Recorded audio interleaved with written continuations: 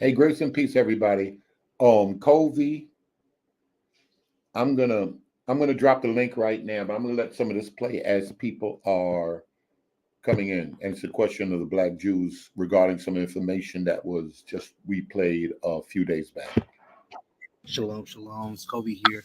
I wanted to come through and make a video real quick regarding something that I received in my messenger the other day. And the reason it was of particular interest to me was for two reasons. One, it deals with Sephardic Jewry, which my family was, so I'm always interested in that kind of history, right? And two, it goes along with this narrative and this propaganda and this fake news that's been going around the internet lately of Putin unveiling the true color of the Israelites back in the day, right? From some 14th century paintings, whatever. People on the internet are going to believe whatever. But I wanted to show you something based on the video that I received earlier today. Now, the video that I received was reading this source called, it's this book by this lady called Hannah Adams, and the book is titled History of the Jews. Now, what I want to show you. Now we played, I think the Hannah Adams came up when we played a video from Dante a few days ago. I'm going to try to cue that exact video up before some of the stuff gets shared. Is in chapter 27. You can pause it here and read this page, but this is a book that recognized Israelites put out. Recognized Israelites and leaders in the awakening have put out, and they have challenged go, and he said he just puts the information out. Go and check it out for yourself. Do your own research. And a few people done that.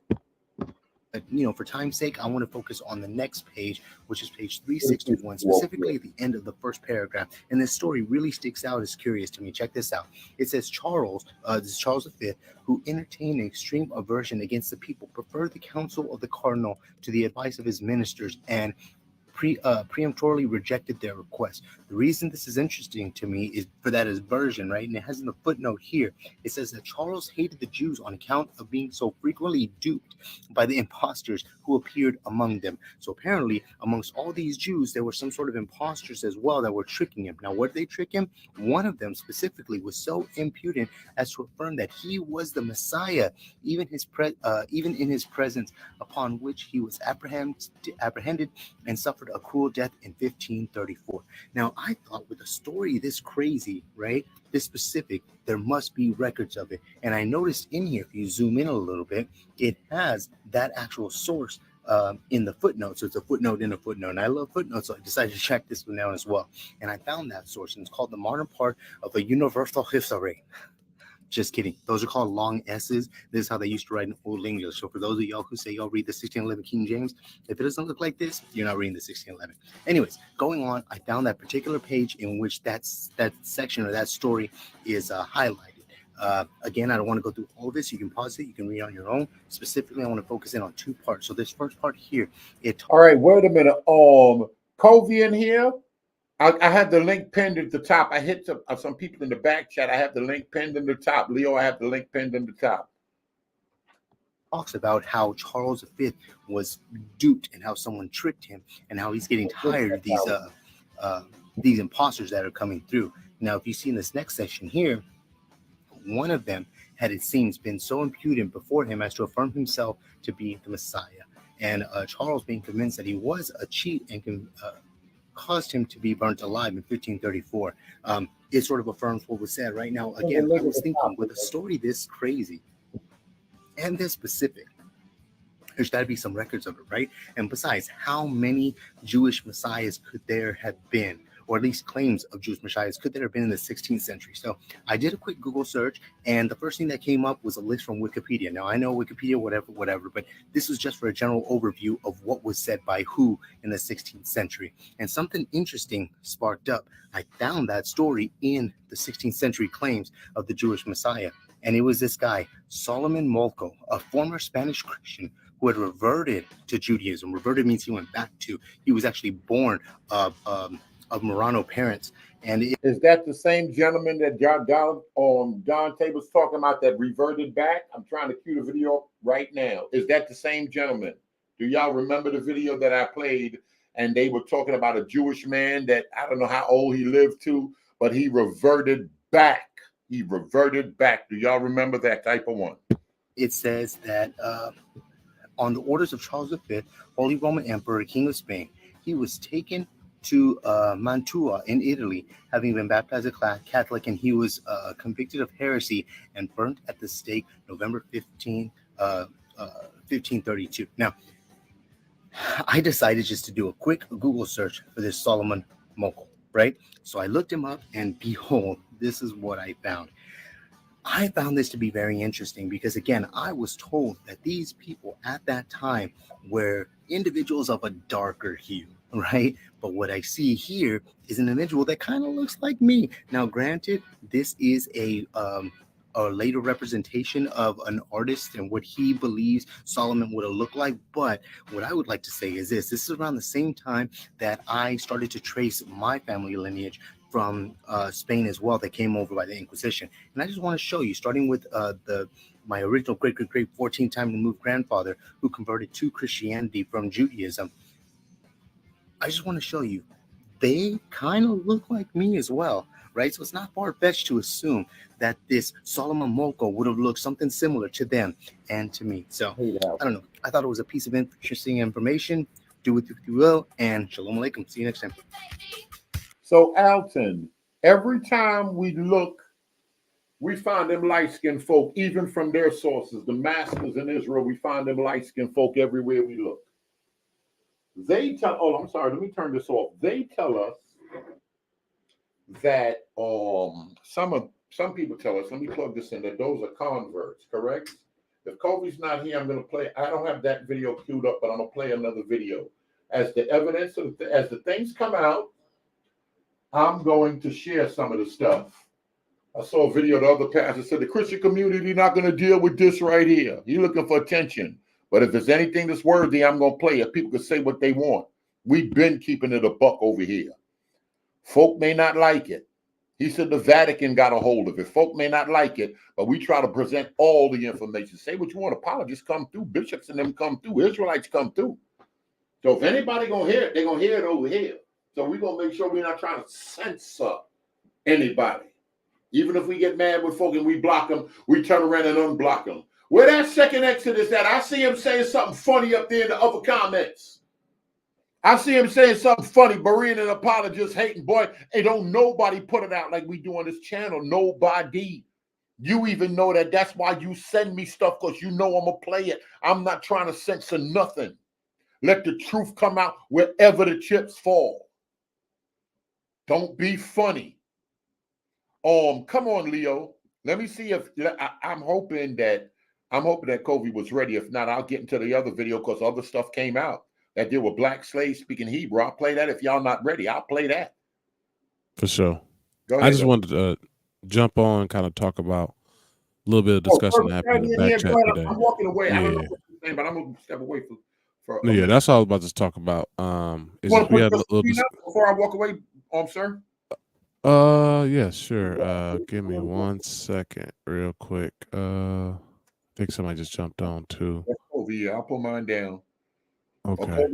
I think he said Kobe got the floor. Kobe got the floor, actually. I'll just say this real quick. But I'll still pull your screen up and he'll freestyle it. Then I'll, however y'all want to do it. Yeah, I might just talk real quick just what happened in the background. Just with Jordan. He brought up a source speaking to the Black Portuguese Jews that migrated down to West Africa, and I just had some contentions on the term Black, as within the source itself it was utilizing the Black nation in reference to the Portuguese Jews, but they were comparing them to Negroes. And at least the contention, like Jordan, the way he was referencing the source, the main intent wasn't that, but he wanted to see what our thoughts are about the Black Portuguese Jews being mentioned at all. But my issue was, like, I understand there's the Black Portuguese Jews, fine. Let's just say I accept the source for what it's saying. But I noticed that even though they say the Black Portuguese Jews are there, they are not necessarily what we would say are Negroes, because the source itself is comparing them to Negroes. So that's where I think the issue came up for me. And Jordan was saying that's not the intent of which the reason why he shared it. But I was saying, well, if you're asking us our opinions and then you're sharing these sources, then let's read through and I'll give you my thoughts. And my thoughts was like, hey, I noticed you're calling these things out, but why is this source specifically saying that the Negroes here are actually not these black Jews? And if I can share my screen, no, go ahead, Kobe. I know you got a lot to present, so you can go ahead. But that was one of the big things we discussed today. And if we got a little bit of time later, we can bring it up. Go ahead. Yeah, what's going on? I'm actually trying to get a couple of things together real quick, because I just got home as well. So I'm trying to get a lot of what I sent to my guys in the back chat. I'm just trying to get the media together. So if you got something to say, go for it, and then I'll go into what just a little bit of what I found and why I even looked into it. I'm sorry, cool. I just heard him say something. I got my phone out in the front, but I heard him say something. What name is so $50? Boy, $50 sound good to me right now. Who? So you, while you doing that, you want me to share my screen real quick, Brian? Okay, yeah, right. Share my screen real quick. I'm listening from my phone in there. Okay. What's good? So this is this is from one of the Jordan sources right here, and I just got it from the picture that he had here. Sorry if y'all can't read it. I'm trying to zoom in on it. It's acting a little weird. Let's see. Yeah, it's not letting me zoom because of the picture itself. Let me see if he'll let me do it this way. No, not that way. What about here? No, it's not letting me do it. Okay, so what I wanted to bring out, I think, right? A still shot, and then to make it bigger. Yeah, I'm probably have to do that. I'll just have to download it. So I'll do it this way. But what I'm showing you, so like this is from Jordan. He brought this up, and I wanted to call attention to the final paragraph right there.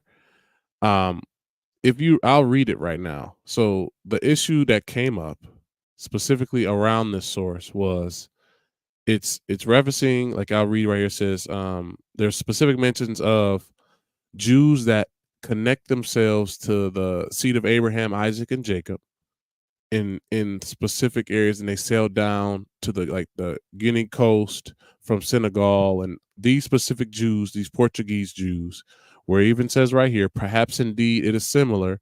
It was similarly around 1700. We have a description of some black Portuguese inhabitants south of today's Senegal who appear to be a part of descendants of Jews or new Christians, perhaps of the communities of La Petite Côte. We hear that in the kingdom of Bara we was to be found. Now, this is where they're talking about the black Portuguese Jews that sailed down and inhabitants in Senegal.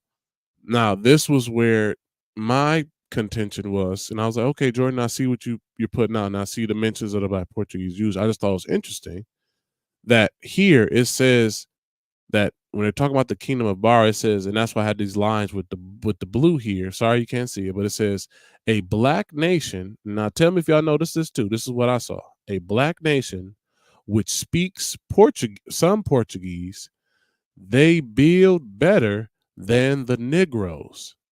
Now, if my first call, like, hold on, okay, black Jews are being mentioned, but why is this black nation being compared? And they're saying they speak Portuguese, but why are they being compared to Negroes if they're the same people? At least that's where my mind went, because I know the at least the main understanding was that the specific black Jews or the black Portuguese Jews that came down, based off this understanding and some of the sources that was shared, they either mix, but based on the sources Jordan showed, they disappeared. And that's what one of his questions were. So how did they disappear? Where did they go? My question is like, hold on. I get you're asking that, but there's some other things in this source that's actually talking about things that we even talk about on the channel. It's like there's a delineation between black here, a black nation, but then also the source or the author is comparing this black nation to Negroes. So how are they separate? And that was my question to Jordan. And like I agree with him, it's like his main point wasn't this, but I just thought it was interesting, is that even though we see black Jews mentioned, these are not native to the land. They came from Portugal, and there are Negroes already in the land already. But yet these black Portuguese Jews came here based on, like I'm going with what the sources presenting, just going with the information. this black nation was different from the Negroes there, and they are comparing that they build better than the Negroes. So these are different people. And we know where we descend, we are Africans. We descend from West Africans, slaves that are Negroes. So like, how does this kind of work? And then Jordan also shows even later in these sources that how does it work? It kind of explains if they're black, then these black Portuguese Jews disappeared. On top of that, they then either assumed the customs of these Africans as well, and that's kind of how they disappeared. But then how if they assumed the customs, then that means they came up under the region's African spiritual systems. So, Or so because y'all know go I'm ahead. a little slow. So you're Go ahead. saying the Negroes and the Black Portugal are different, like Zondervan was saying, not the Negroes. The same thing they were telling us, not the Negroes. They're not the Correct. same people, correct? Correct. That's exactly what I'm saying. Okay. No. Now remember, who started that, bringing out Zondervan? Not the Negroes, not urban apologists, not white Christians. Y'all started presenting that to the community from Zondervan's Bible dictionary that Negroes were not the same. Go You ahead. see what Name of Soul said? You see what Name of Soul? Black and Negro are the same word, just different languages. So why would Now, Zondervan say not the Negro, like they're different? I don't know, man. This is Can I speak on that? Oh, go ahead, Second Access. What's going on? Hey, how's it going, guys? I got 2 more years before I finish my MDiv degree at seminary school. Nice. Yeah, it's pretty cool. Uh, the Sephardic Jews were called Negroes in Spain. Did you all know that? They were called Negroes. Getting ready to share that right now. So the Sephardic Jews are Negroes in Spain, and those Negroes are what the Klan, what people down in Mississippi in the 60s would call Black Americans today. They look the same. Well, Black Americans are a mixture of Sephardic Jews, West African Jews, New Christians, and indigenous West Africans. So there's It's a some mixture. they're mostly mixtures of Jewish, Black Jews, darker Jews. Yeah. All right, go ahead, y'all. All right, hold on. I'm gonna step out, but my phone is out there. Hey, Brian, can you share my screen real quick so I can share some of this? Yes. I can hear everything. I'm stepping away, but I can hear everything. All right, let me kind of get into some of this stuff. Because I'm seeing it looking. Yeah, I got it because I got to show all this like big. Okay, so okay, I'm not gonna be able to. Okay. I'm not gonna be able to see the screen, so I'm just gonna show whatever I found. And also, what's up, Second Exodus? I ain't seen or heard from you in a while, but your name did come up today because what you told me one time led me to some research as far as these Black Sephardic Jews, and I'm gonna show that in a minute too. But yeah, like you, I'm about a year away from completing my MDiv. But I'm also getting a master's in Jewish studies too. I'm taking it a little bit further. But so starting out, right now, this is the book that was told that we should read, that Hannah Adams book, right? And this all applies to this one source, right? Can y'all hear me? Just to make sure, like I said, I can't see nothing. I'm looking at this book. Yeah, I can Y'all hear hear me? you. Okay. All right, cool. Yeah. So this is the chapter in question in which certain things were told to us, right? Chapter 27, and it deals with the Sephardic Jews. Now, right here on the front page, this is the first page of that chapter, and that's where I made that TikTok about, that story of the dude that pretended to be the Jewish Messiah and how he duped Charles V. Now, my argument for even making that point is because we hear all the time that since Jesus was, confused for an Egyptian, or Paul was confused for an Egyptian, they must have been black because the Egyptians were black. So if I take that same logic and apply it to this person who was a Sephardic Jew and who Charles thought was a Messiah because he looked just like any other Jew around there, and if he looked whiter, by the logic that we've been told, the other Jews around should have been white as well. But that wasn't even my main point. That was just the first name I researched when looking through just this one specific chapter. Again, I'm not dogging anybody's sources. I actually agree with all these sources I'm about to bring up. I just think they were attributed to the wrong people, right? So my computer's it's going a little bit slow. I don't know why, but I'm just scrolling down because I want y'all to see what it is that I see. We're going to this dude right here. Oh, it's going a little much. It's tripping. Right here, this gentleman right here. His name is Baltasar Orobio. Baltasar Orobio, a celebrated Spanish Jew who was carefully educated in the religion of his ancestors by his parents, who assumed the mask of Christianity. And Second Exodus said it himself, right? A new Christian. What new Christians were those who had Spanish or Portuguese Jewish ancestry, let's just say Sephardic ancestry, but either them, their parents, or their grandparents converted to Catholicism. I would say Christianity, but it was specifically Catholicism at that time. So they were called these new Christians. That's why in most of the stories that you'll read, you'll see about them reverting back instead of converting back, because they're already something, right? We hear that argument as well. Now, why I thought this was interesting is because I keep seeing this, Orobio, right? Orobio. Now, what I do whenever I see names, I Google them, because if I don't find them, I'll at least find their family, right? But before I even get into what I found about this guy, I want to lay down the premise, because what we were told, right? It's talking about Orobio. It's talking about Orobio. Now, I think I showed Berean, may have showed some other people, but this guy and his family and everybody around were, again, of that lighter hue, right? Which is why I'm saying that I'm making the argument that a lot of them there at that time would have been lighter. It was then brought to my attention later that this guy could have been a convert, and I'll get into that source that was also sent to me. But for now, I just want to show the distinction of what was going on here.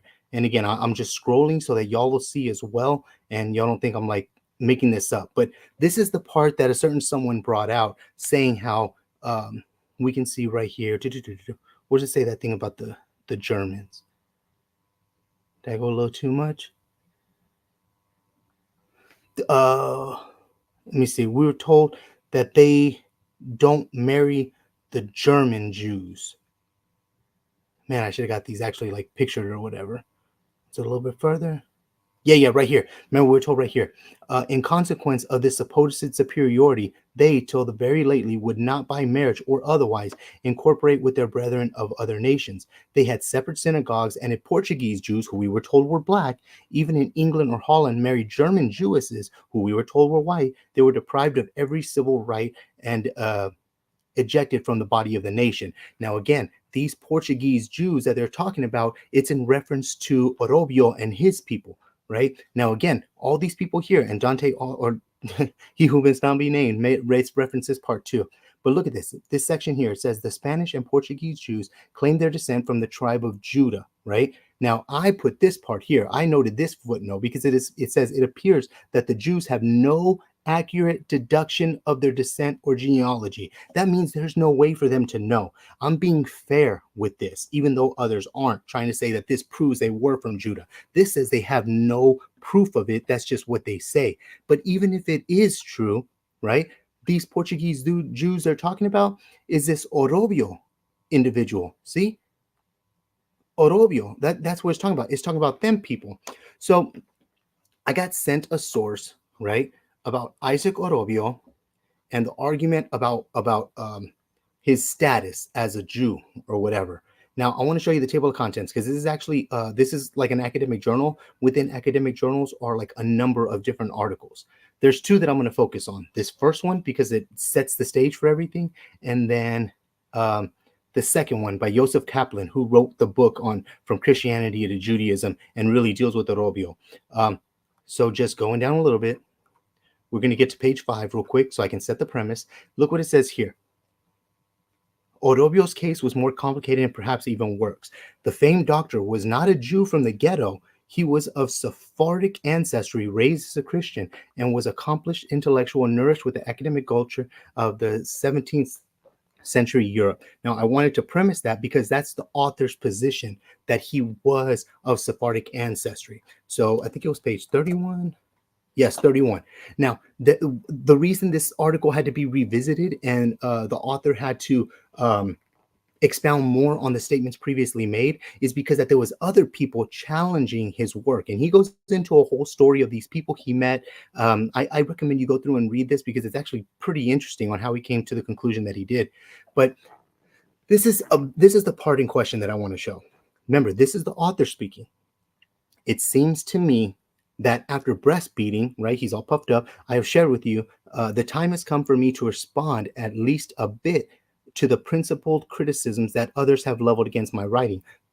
the other people who is criticizing his work. Now look what the author says. That's why I highlight in purple. And which I reject. The author is still rejecting the premise that other people are saying or critiquing his work about.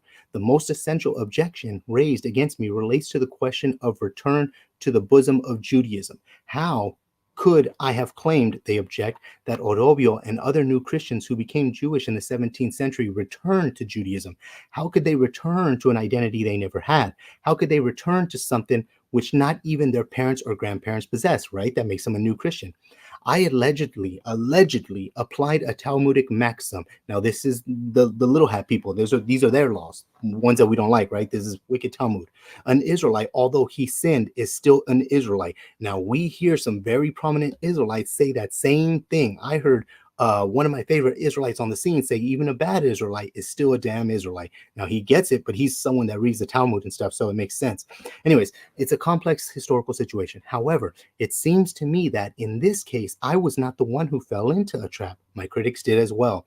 In the communities of the Western Sephardic diaspora in the 17th century, the Jews considered conversos who adhered to Judaism to be people returning to the bosom of either the Torah or Israel. I was not the ones who invented this definition. Now, he's going to talk about why he doesn't believe the critiques that are being levied against him. These are his reasons. Were they not regarded as a seed of Israel who returned to the bosom of the Torah, they would have been treated as proselytes. Even Fervent Charity always says that the natural born and those who converted were treated differently. This author is saying, were they converts, they would have been treated differently, but they weren't. It says, however, the conversos who became Jewish were never regarded as proselytes, and the process of joining the Sephardic communities did not require conversion. Now, in order to be converted, you got to do what I did whenever I made it official. How you got to go. I mean, I was already circumcised, but you got to get circumcised. You got to perform the mikvah, and you got to make a sacrifice. Moreover, the communities also accepted the claims of those who said they were descended from the Kohanim or the priests or Levites. For male conversos, the process of joining the community included circumcision, after which the circumcised man received a Jewish name. This process did not include ritual immersion that is required by the conversion ceremony. So this is saying that even though people are critiquing what the author is saying, the author is still standing by his original words that he wrote 30 years prior to this being written. Now, this is one of the sources, right? Since Second Exodus is here, I want to show something that he kind of turned me on to. He sent me an email, a couple of years back now, from this black Sephardic Jew named, what's his name? Eleazar de Mota. Remember that?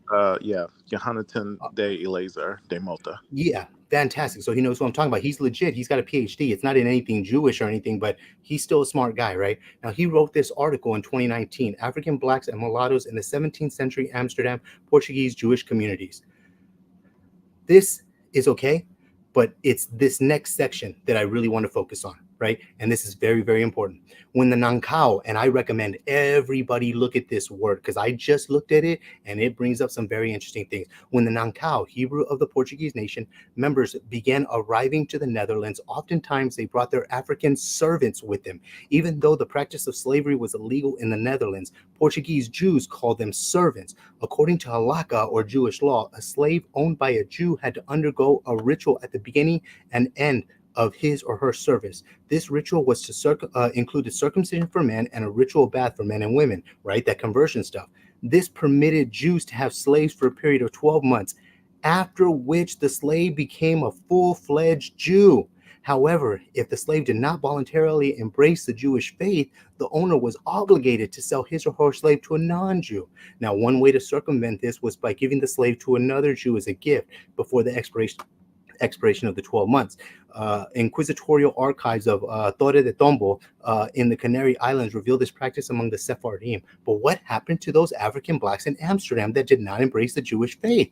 The communal records of the early Portuguese Jewish communities in Amsterdam show that it was becoming a problem to deal with their African servants who did not become a part of the community. In 1627, the Ma'amad gathered in the house of Benjamin the Israel in order to establish regulations on behalf of the community. The regulations provide evidence of the problem of non-Jewish African blacks. First, that no Negro or mulatto would be able to be buried in a cemetery except for those who had buried in it a Jewish mother, right? Now this comes in, this is important in a little bit that I'm going to bring something up. And further, that none shall persuade any of said Negroes and mulattoes, man or woman, or any other person who is not of the nation of Israel to be made Jews. And it is particularly recommended to all men of the law that they did not admit them, just as people who have a private mikvah or ritual bath, not immersed without the permission of the gentlemen of the board of directors. For in this way results in only scandal and offense to God, who does not the contrary measure will be taken against him as disobedient. It's saying that they were having issues with these converted Africans, African slaves who took on the religion of their enslavers, which was Judaism. Now, I don't have this one exactly set up. Was it over here?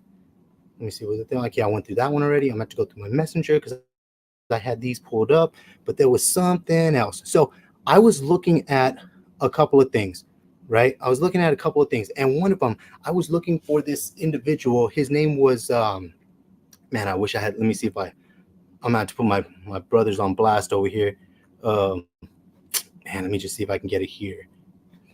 So I'll just explain it to you. There was a individual by the name of Abraham Gaban, that's his name. That's right, Abraham Gaban. Now he has what is known as the oldest Jewish tombstone in Jamaica, and they said it could be in the entire Western Hemisphere, according to some of the articles I read. Now his tombstone is dated to 1673. There was another gentleman next to him by the name of that's his first initial, Da Costa, right? Da Costa. Now, his tombstone was dated 1683, just a couple of years later. Now, when I was looking at these, I was like, they have the oldest Jewish tombstones in Jamaica. They got to be legit, right? And there's a number of people. If you search out this cemetery, you're going to find a lot of people still buried there, and it has the names of all of them. I recommend you go through each one. I did a lot of them, and I found a lot of their family members. And I'll show you what a couple of them look like. But so it says, this is an article I found of some people who did an excavation over in that cemetery, and I found it to be pretty interesting. It says, with each new cemetery discovery, many questions are answered, yet almost as many new questions are raised. For example, researchers know that when slavery was abolished in Jamaica in 1838, intermarriage between Jews and emancipated slaves occurred at a rapid rate. Yet there is little record of these non-Jewish wives or offsprings in Jewish cemeteries. Remember how they couldn't be buried in the cemetery? Rachel Frankel said during the volunteers' excavation at Black Rose Corner, a young man descending from the prominent Jewish Da Costa family accompanied him, right? Prominent, remember that word. But when they discovered his great-great-great-grandfather's tombstone, his great-great-great-grandmother was not buried alongside him. His great-great-great-grandmother was a concubine of African heritage. That means that Senor Da Costa was Jewish, but Senorita Da Costa was not, because she couldn't be buried in there. So going back to this word prominent, right? Prominent means that they're very well known, especially today. So I figured if this family is prominent, I have to be able to find some kind of records on them. So I kind of looked for some stuff to see what I can find. And I turns out I found some of his descendants. One of them is Uriel da Costa, right? Uriel da Costa, a Portuguese philosopher who was born a new Christian but returned to Judaism. Now, again, we remember what new Christian is, right? They were born Sephardic, or they were born with Sephardic ancestry, but either them, or their parents, or their grandparents converted over to Catholicism, but returned to Judaism and ended up questioning the Catholic and rabbinic traditions of his time. Now, look what he looks like, right? Now, let's see if we have another one. Isaac da Costa. Now, his father, an aristocratic Sephardic Portuguese Jew, Daniel Acosta, a relative of Uriel Acosta. See, they're all kinfolk. Look at what he looks like. After all this, again, I'm not saying that all the sources of anybody are wrong. I'm not saying even these sources are wrong. What I am saying is that they more validate my type of Sephardic Jewish people as opposed to any other kind. Now, from what I've seen, there is a class system of some of these what would be considered Black Jews or Sephardic Jews for that sense. There's 3 of them. Oh man, I wonder if I can find this. If I look, I don't know if Berean's gonna be able to share my screen again. Let's see. Boom. Oh, Berean's gone. I don't know what happened to him. So there goes my Yeah, he screen. kicked himself out. Yeah. Oh man, it was too much for him. Too much for him.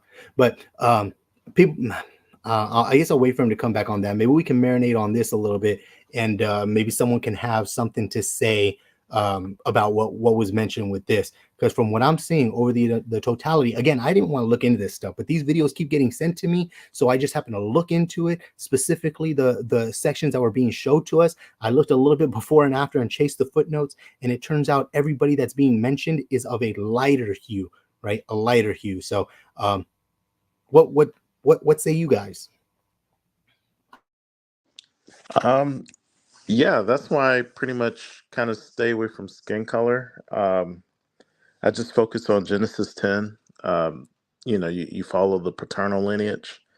Um, I do know that some of these articles they lack some of the nuance. Like when they talk about mulatto, they weren't talking about skin color back then. They were talking about different religions or cultures. So if you were a Catholic and you had Catholic parents, and one of your Catholic parents married a Muslim parent or a Mohammedan or a Moor, that child was considered mulatto. Same thing. If you were, uh, let's say, African and you were born in the early Americas, like in Louisiana, simply because you were born in the New World, you were called Creole. It has nothing to do with your skin color or anything like that. So that's why I kind of try to stay away from the skin color stuff, and I just focus on lineage. What is your lineage? What is the history behind your lineage? So that's what I kind of focus on. Hey, you know what? Real quick, I just want to give a shout out to my homeboy. He's actually in the chat right now. What's going on, Joe? Good to see you, man. But Second Exodus, I agree with you. I think it's kind of pointless to really focus on skin color. But the thing is, whenever these sources are promoted, it's made to seem as it's completely consisting of those of a darker hue or primarily consisting of those of a darker hue. And what I'm saying is, as I continue to go through these sources, every people group and family that I track down aren't of that particular hue or pigmentation that we're being led to believe they are. So while I understand you're saying you don't like to push a color, it seems that many are. And again, I'm not denying the existence of Black Jews. I'm not even denying the existence of Black Jews who came over on them ships. I'm just saying in this particular source that was pushed to us, that made it to seem that they were, Black. Let's just say Black, because that's what they said. It seems that it's not. Feel me? And then after that, the ones that were Black, all I'm seeing is that they were the ones that were converted from their slave masters. Yeah, I hear what you're saying. And that's the dangers about using the American caste system of black and white to describe worldviews. We gotta decolonize our minds and try to focus on the truth only. So I do see, like, I have a reference pulled up here, a treatise on physical geography comprising hydrology, geodesy, geology, meteorology, and botany by A. Barrington, publication date 1850, page 297. And it goes back to what you were saying. If you look back at all these old sources, they're going to identify Jews as physically having darker skin or darker or curlier hair, things of that nature. Same thing today. Like let's say Japan is homogenous, right? And maybe 500 years from now, for whatever reason, Japan becomes heterogeneous. Does that mean that that new population of Japanese people are no longer Japanese? It doesn't mean that, but there was a certain physical appearance of Japanese people back in the past that everybody universally kind of identified with, with being Asian or something, right? So, um, these old references seem to indicate that that Jews historically have been an African type of, or Ethiopian, Egypto-Nubian type of people.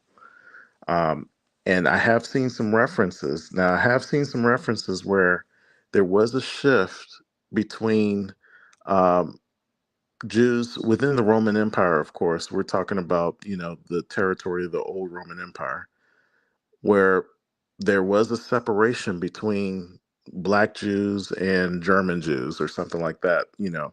And then they started to say, well, you can't call yourself Jew anymore. We're going to call you Negroes.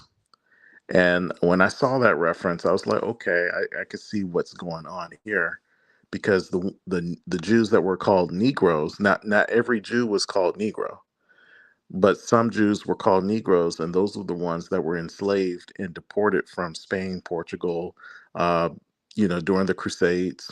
They were kind of deported all out of Europe. A lot of them went to Turkey and Palestine and Morocco and Tunisia, and they went down into, and in some cases, Sao Tome and West Africa, Guinea, Angola, and we can see that there probably was like a revival of sorts, now that they were free to practice their religion. Maybe they were converting a lot of indigenous African down there in that area, converting them to be Jews. So I hear Dunamis talk about it all the time. Is a convert just like the same as a native born?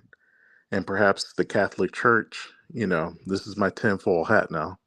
Perhaps the Catholic Church didn't want, any of this, um, I guess, this heresy to keep spreading.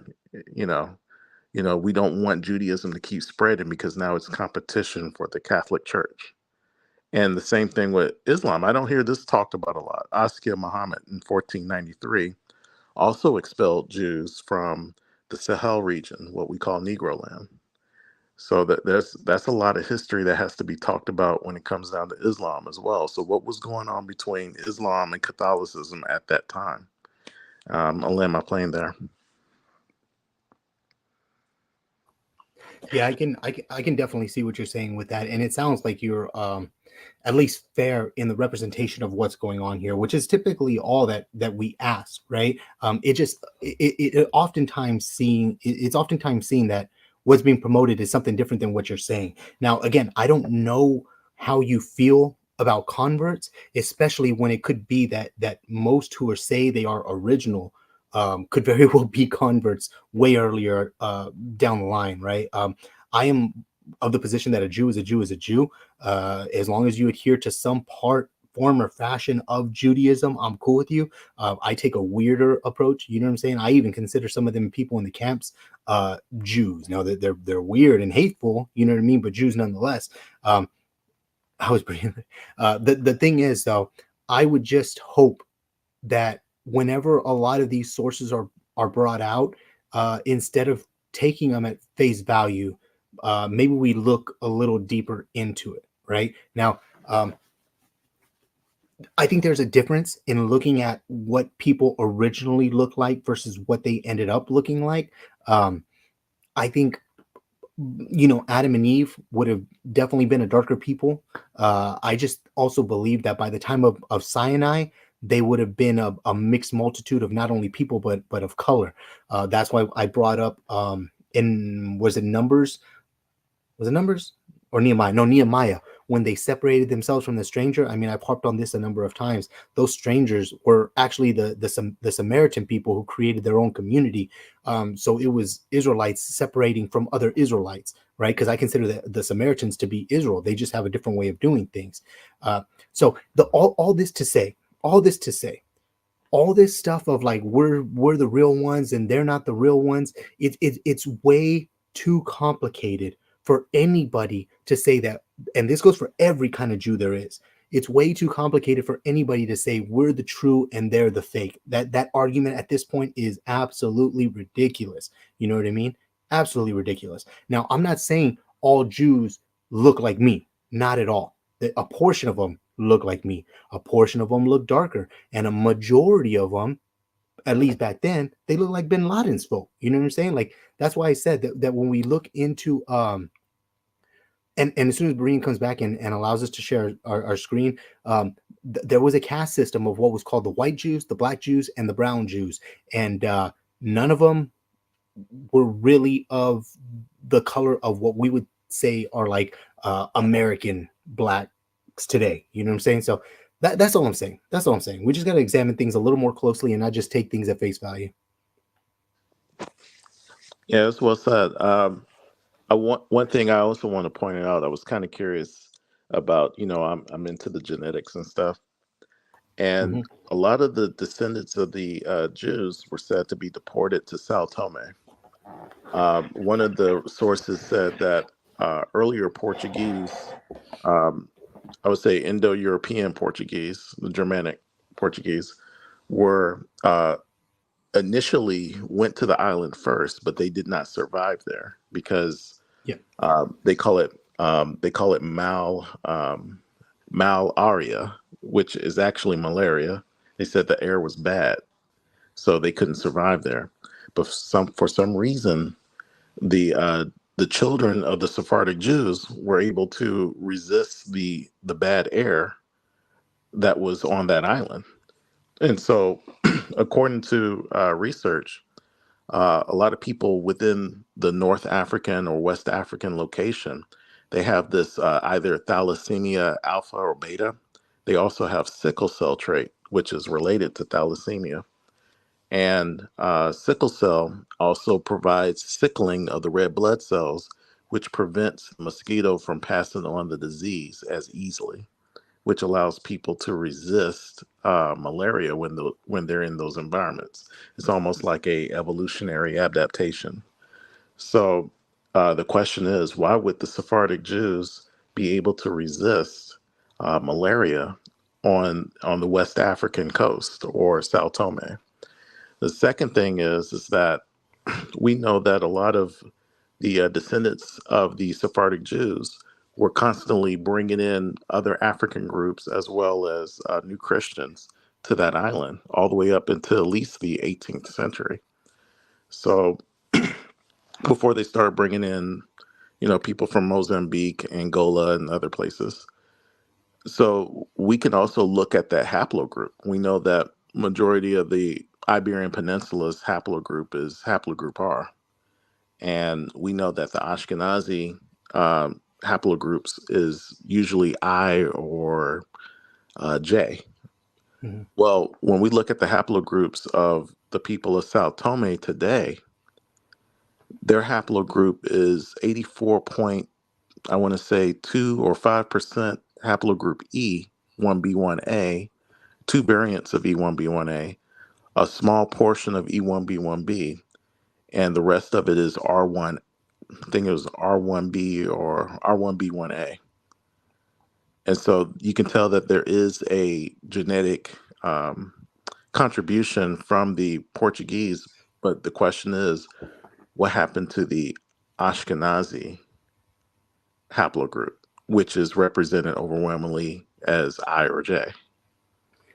Yeah, I agree with you 100%. I was looking at that study earlier today too. Yeah, and you're right. It's 80 something percent E1B. And yeah, you're right again. There are two subgroups of it. I'm not really the DNA guy, but I do know there was two groups that made up primarily all of the people that they tested. That's why I say we could just represent this fairly, like that's definitely a point for the other side's position of who could be Israelites, right? But what I'm saying is that we see a lot of these different haplogroups everywhere. Who was it? There was a study that came out not too long ago that said that the most recent haplogroup found in the land right now from the time of Abraham was haplogroup J. You know what I mean? So it just seems to me that whether it be R, whether it be J, whether it be E1B, like we see them everywhere. That's why I think it's very hard to pinpoint which is the one that is actually one of them. I am of the position that by the time of Mount Sinai and that mixed multitude, it was a mixed multitude of people that all became Israel. I think being a descendant of Jacob is very different from being an Israelite or a Jew. I don't think being a descendant of Jacob means anything at all, but being part of the covenant means everything.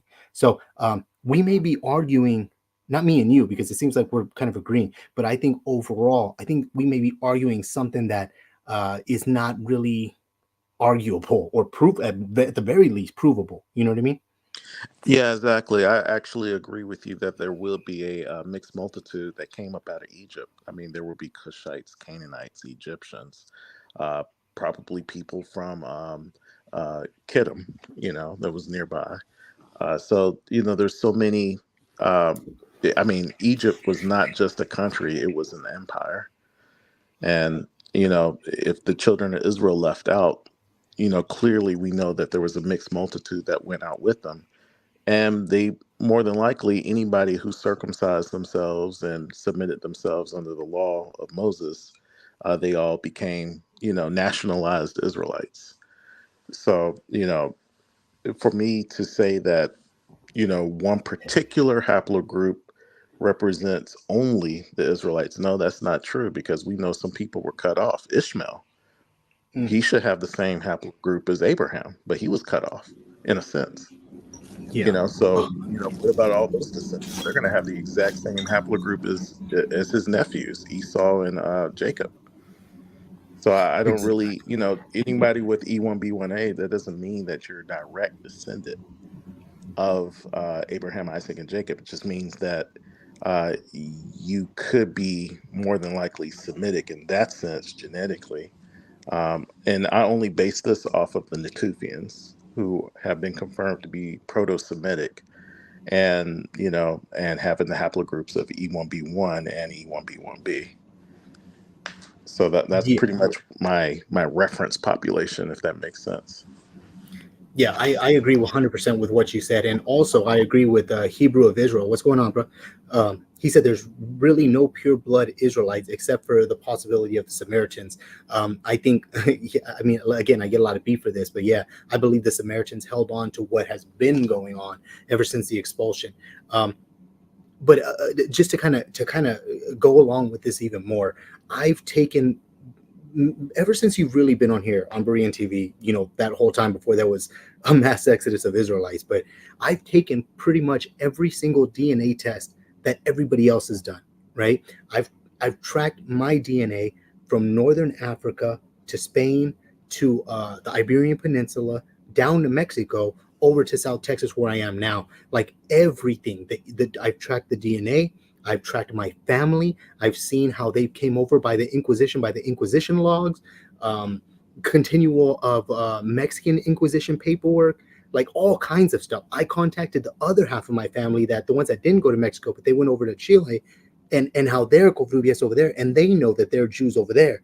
You know what I'm saying? Like there's, to say that anybody is just one is absolutely ridiculous. And like some like to say, I'm literally the receipt to show that they're not all just black or just one haplogroup or anything like that. It's really hard to prove that, if it's even provable.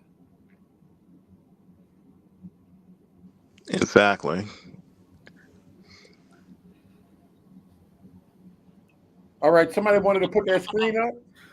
Yes. This is I'm gonna show it real quick. We were talking about the the black Jews, the white Jews, and the brown Jews, and it's most excellent that actually did it show? Did I do it right? It was actually most excellent, the one that put me onto this one. Entire screen. I heard most of it from my cell phone.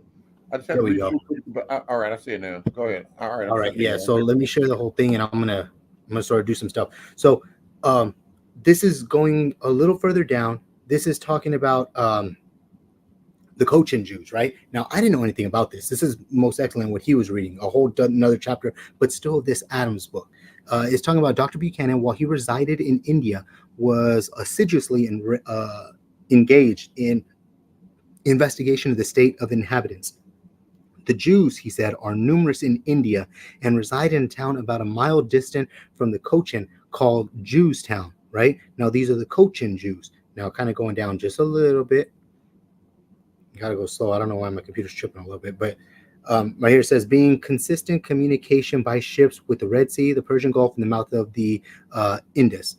The resident Jews are divided into two classes. It turns out there's three, but here it says there's two classes called Jerusalem or white Jews and the ancient or black Jews. The white Jews reside at that place, which is Jerusalem, and the black Jews also have a synagogue here, but the great body of the tribe in inhabit towns in the interior of that province. So I'm just gonna search, right? I'm gonna do what Most Excellent showed me to do, because I didn't know anything about this stuff. Cochin Jews, right? And he told me to go to the where's it at? Britannica. So I went to Britannica. Now it kind of gives a more of a breakdown of the different classes. Where was it exactly? So there's where does it have it? Hierarchy. Okay, so the first arrived in the trace, however, intermarriage ended, social hierarchy became pronounced. I'm trying to find where it had the black Jews and white Jews. But anyways, this is one of the Jews. So this is the Paradisi type of Jews. They're the ones that are called the white Jews. Now, let me go ahead and start another one so you can see this one as well, and it'll show me the rest.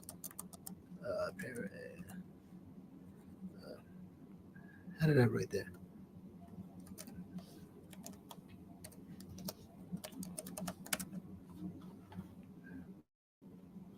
There we go. Now just going to Wikipedia because I don't know anything about this, right? I was just looking at it just like everybody else. Now, the Paradisi reversed to Mayan means foreign. Now they're what were called the whiter Jews. So they're sometimes referred to as the white Jews. Also, the usage is generally pejorative or discriminatory and refers relatively to the Jewish immigrants, predominantly Sephardim. I hope it talks about the other two as well. Does it? No, maybe we can have it back over here. But it talks about those.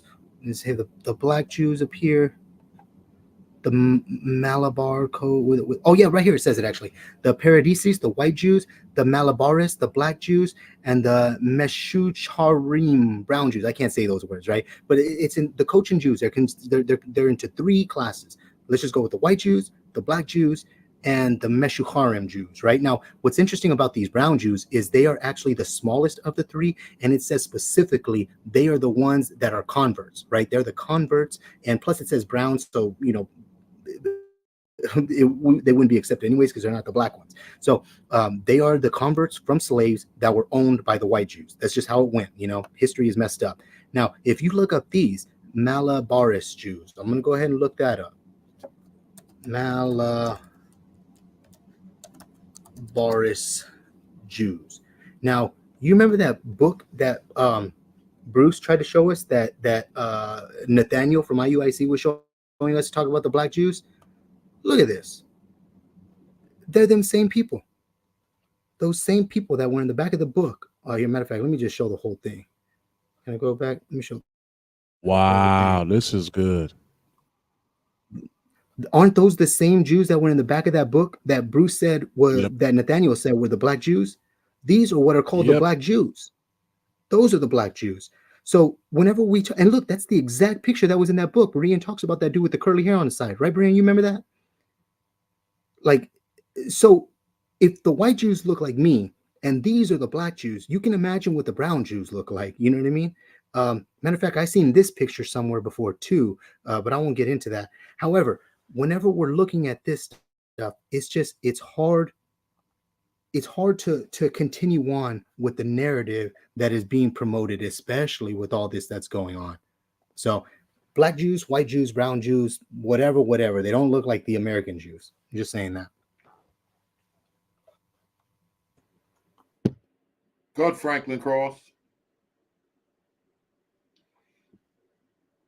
Forgive thy brother 70 times. Y'all want oh to deal man, with was that ass? Yeah, oh, y'all man. you want to deal with ass? Man, he's funny, man. As long as he doesn't call me the N-word or nothing like that, we'll be good. Good ass. You look at him and deal with you. I ain't dealing with you. Go ahead. He's my favorite. Forgive thy brother 70 times 7. It's so funny how he can quote the scripture he wants to. When no JT Mac, don't laugh. Go ahead, y'all. I'll be right back. All right, thank you for having me. It's been a while, y'all. I hope all of you guys have been blessed through the power of the Father, through his Son, right? By the power of his Holy Spirit. I think the discrepancy lies is that when we look at the patriarchs and we look at who they had sex with, you'll come to find that they had sex with Hamites. So off And why, rip, why are you going back to the patriarchs when Kobe is clearly showing times after Scripture? What are we doing?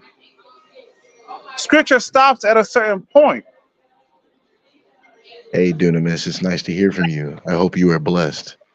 Shalom. Hey, But I'm saying Shalom. you're talking about the patriarchs.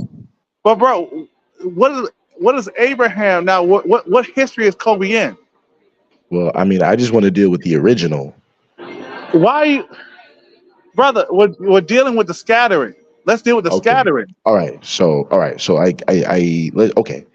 So I think where the discrepancy lies is that you guys are making the argument that the European Jews, specifically, that were taken from Europe through the Balfour, through the Romans, through the fourth beast, that the fourth beast allowed them to get access to the Holy Land, and you guys are saying that they are the Jews, right? That's your argument. He's not even talking about the as. He's talking about the migration into Europe and Africa. Just deal with that. Well, no. I want to deal with the real point, and the real Okay, so you point want to change the is, topic because you don't have the evidence. You don't have the evidence to back up to go well, against what Kobe's saying. I have evidence. I have evidence to state that. Go ahead, Deuteronomy 28. Go ahead. Israel never waxed white. Go ahead. What other verse Dunamis, can is? you just calm down, brother? Control your spirit. It's okay, man. Just calm down. All right. So basically, the reason why. So I'm gonna side with you guys for a second. I'm gonna step over, and I'm gonna hand over the olive branch, right? And I'm gonna try to make peace. You guys are gonna say that the people in the Holy Land, the European Jews, those people over there, they are in fact the ancient Israelites. They are related. But your argument, because everybody understands that the ancient Israelites did not look like them.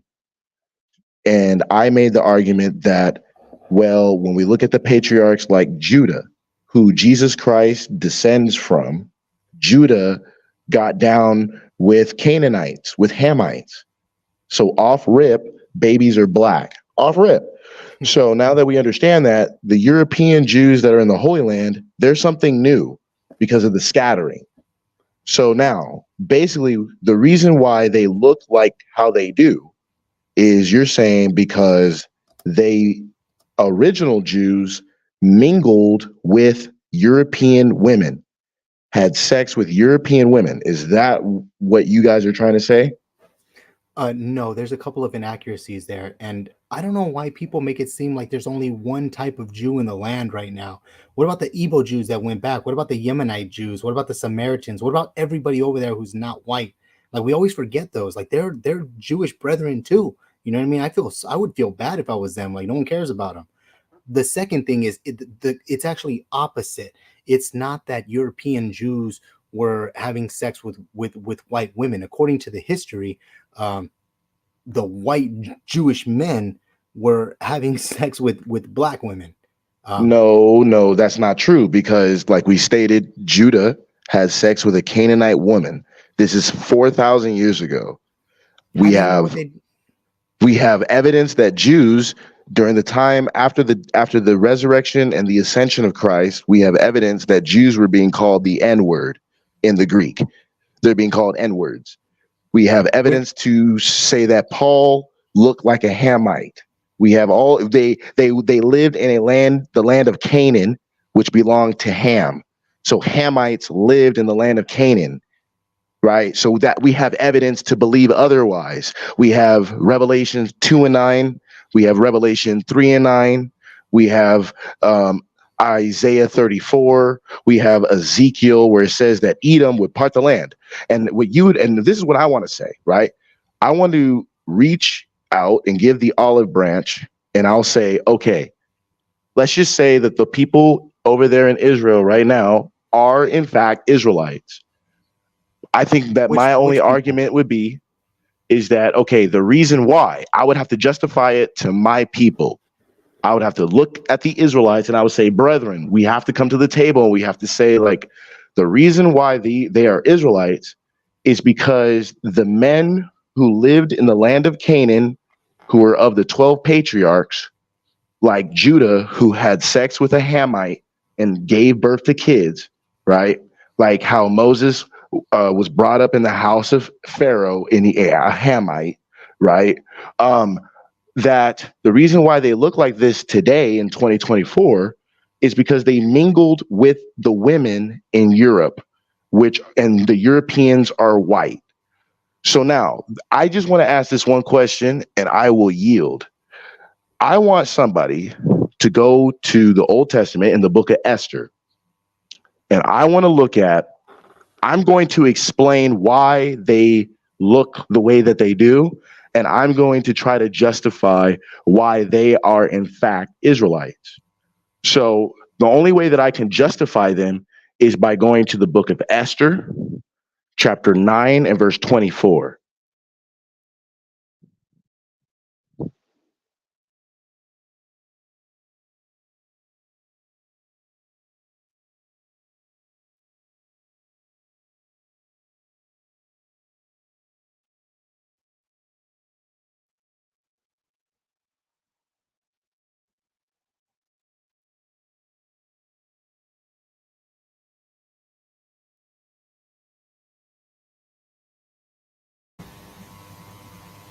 Where'd you go? I'm right here. I'm just waiting. I want to go to Esther chapter 9 and verse 24. Go for it. Okay. And I want to look at it in the Greek. Can we look at it in the Septuagint? Yeah, are you going to read it in Greek? Yeah, let's look at it in the Greek. Can we look at it in the Septuagint? Yeah, go for it. So this is the reason why the Jews in the Holy Land today look like white people. Because obviously in the beginning, they did not look like white people. That is an undisputed fact. So the reason why they look like white people is because of Esther chapter 9, verse 24. In the Greek, it says, because Haman, so we're talking about Haman, hold on. I'm gonna read it in You're English. speaking English. I got it. We're gonna read it in English first for the audience. We have to give understanding first, and then we're gonna go a little bit further. So let's read it in the English, and then we're gonna look at it in the Septuagint. It says, because Haman, the son of Hamadatha the Agagite. So who is Haman? Haman is the son of Amadatha, who is an Agagite. Kovi, who are the Agagites? I'm waiting for the Greek, bro. Go ahead and Okay. explain it. Explain to Well, us. the Agagites, the Agag, you know who King Agag is, right? Yes, he's Keep a going, bro. descendant of Esau. Okay, so Agag is an Amalekite. Is he from Amalek? Is he a son of Amalek? Yeah. So for the record, Haman is an Amalekite. Hey, No. Ash, We don't need nothing else. No, hold on.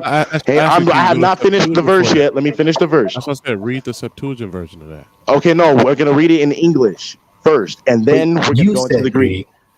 Okay. Yeah, you said Greek. All right. So we're gonna read it in English, so for the audience knows what's going on, and then we're gonna go into the Greek. So it says, because Haman, so Haman is the son of Hamadatha the Agagite. Agag is the son of Amalek. Amalek is the son of Esau. Esau is the wicked, evil twin brother of Jacob, right? It says the enemy. So that an enemy, what do you do with an enemy? When an enemy comes into your house, you kill him. It says in Matthew chapter 5, one jot or one tittle shall in no wise pass from the law until all be fulfilled. The eradication of the Amalekites have not been fulfilled yet. It says the enemy of all the Jews had devised against the Jews to destroy them and had cast Pur, that is the lot, right? What is a lot? It's kind of like if we have a bunch of sticks and we try to see who has the longest one, and it's just by the luck of the draw, right? That is the lot to consume them, right? To destroy the Israelites and to destroy them. So now that we understand what we're talking about Haman, the son of Hamadatha, the Agagite. What I want to do is What this got to do with why ass coming here with that camp confusion? Hold on, he said he was going to read the. He said he was going to read the Greek. What this got to do with the history? We dealing with anthropology. We dealing with history, and what the ancient eyewitnesses say. We don't want scripture right now. If y'all don't like that, don't come here right now. We don't want scripture right now. Is anything wrong with that? You going to hell if you don't read a One West version of scripture? He not finna read no Greek. Why y'all playing with this dude? You want to pull your screen back up? I'm not playing with ads this time of night. I'm in the room listening. I can't deal with this. He don't even believe in no DNA. He from camp. He don't deal with no DNA. He dealing with twisting and dancing with them scriptures. Kobe, you want to pull your screen back up? Spitting a whole bunch of scripture. Ain't nobody going with that right now. We dealing with ancient witnesses, bro. We dealing with some history. Y'all like them running up and down in Genesis and Obadiah? Go ahead and do that. We're not doing that this second. Or they can't understand that everything is a scripture, and the moon and the eclipse, and you're gonna understand what the Edomites did, and they made the moon the solar eclipse today, and all that garbage. What happened today with the eclipse and you false prophets? Talk about that ass, or don't come through. Go ahead, go ahead, Kobe. You want to pull your screen before I walk out? In a minute, yeah. Here, I don't have anything in percent right now. I kind of wanted to hear what Moore was gonna say, because he usually brings out a lot of good stuff on the DNA, especially in this type of topic. Go ahead, yeah. Oh man, and Ibri is on here. All right, yeah, I'll listen to it. Real quick, I was just going to point out that that even though Az denies DNA, he's letting you know that he does deal with DNA, because he's making the same argument that most people in the faking make, which is, but they only mix with Hamites, which isn't the case. But like they say, they only mix with Hamites, and we know they were black. So they're making a genetic argument. They're saying that via admixture, they only mix with dark-skinned people. So they're literally making a genetic argument, whether they admit to it or not. And that's why what Kobe brought out was so powerful, because, and as is correct in the sense, like, so this is what the genetic studies do say. They do say that the people from like the Levantine populations intermixed with European females. Hence, again, you're gonna get admixture thereof and whatnot, right? So wherever the Jews went, they ended up intermixing with the women of the area and whatnot, and they end up having admixture and looking more and more like the populations of the area that they intermixed with. So you can't get around that. And so, if you're going to make that argument with the Hamites, and they only mix with Hamites, and we know Hamites were dark skinned, blah, blah, all right, then just understand everything Kobe just said was 100% legitimate. You can't special plead at that juncture. But this is why the fake without special pleading, without appeals to emotion, the faking it dies on his face. Franklin, I also want to let you know that Job, we know as Job, and his friends are Edomites from Arabia. And you know what? This is how I listen. I have no problem with that. And I am coming to the table. That's why I'm saying I am giving out the olive branch, but I want to finish this point before we move on. And thank you, Brian, for being very merciful for having me on. But I do want to make this statement, right? That it says in Esther in the Old Testament, chapter 9 and verse 24, we did not get to look at that word for Agagite in the Greek. When you look at that word for Agagite in the Greek, that is Strong's G 3110. That word is Macedon or Macedonian. So according to the Greek Septuagint, Haman was a Macedonian. Now, who else is a Macedonian? Alexander. They are the same race. That means that Alexander is an Amalekite. He's a son of Esau. And that's according that's according to the history, that's according to the text. That's why the Jewish rabbins, they say that Greece and Rome are Edom. And that's a fact. So what I'm saying is the reason why those white people in the Holy Land, the reason why they look like Europeans, because they don't look like the ancient Israelites. That's bona fide by history, right? It says that Joseph, he was in the house of Pharaoh. He was second in command, and his own brothers didn't know it was him. They thought he was an Egyptian, which were Hamites. But according to this Zondervan, it says that not the Negro. We're not Hamites. My God. So then who's the Negro then? If the Negro is not the Jew, you guys better repent, dude. I am telling you. But Franklin. according to Esther, chapter 9 and verse 24, when you look it up in the Greek Septuagint, that word for Agagite, even though it says in the Hebrew, it says Agag, when you look at it in the Greek, it's Macedonian. So Haman was a Macedonian, the same race as Alexander the Great. I yield. Franklin, let me explain. I'll quickly explain this. When the Noah's Ark landed in Ararat, all 3 sons and their families got off. They were all in the same location. There wasn't any just one group of people living in one particular location.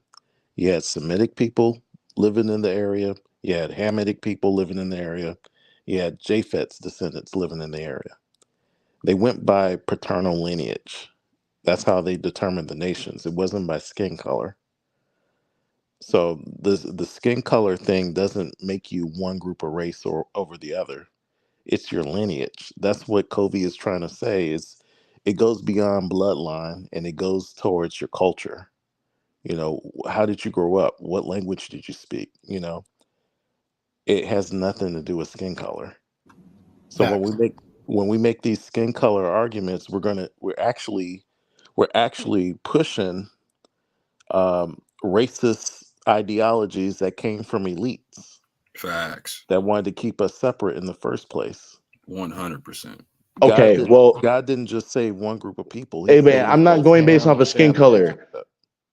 I'm going based off of bloodline, and I'm showing you based off of bloodline. I'm dealing with Esther chapter 9 and verse 24. Can somebody please no, hold on. Can someone no. I have it right now. Now show it on the screen. Show it on the screen to the whole world.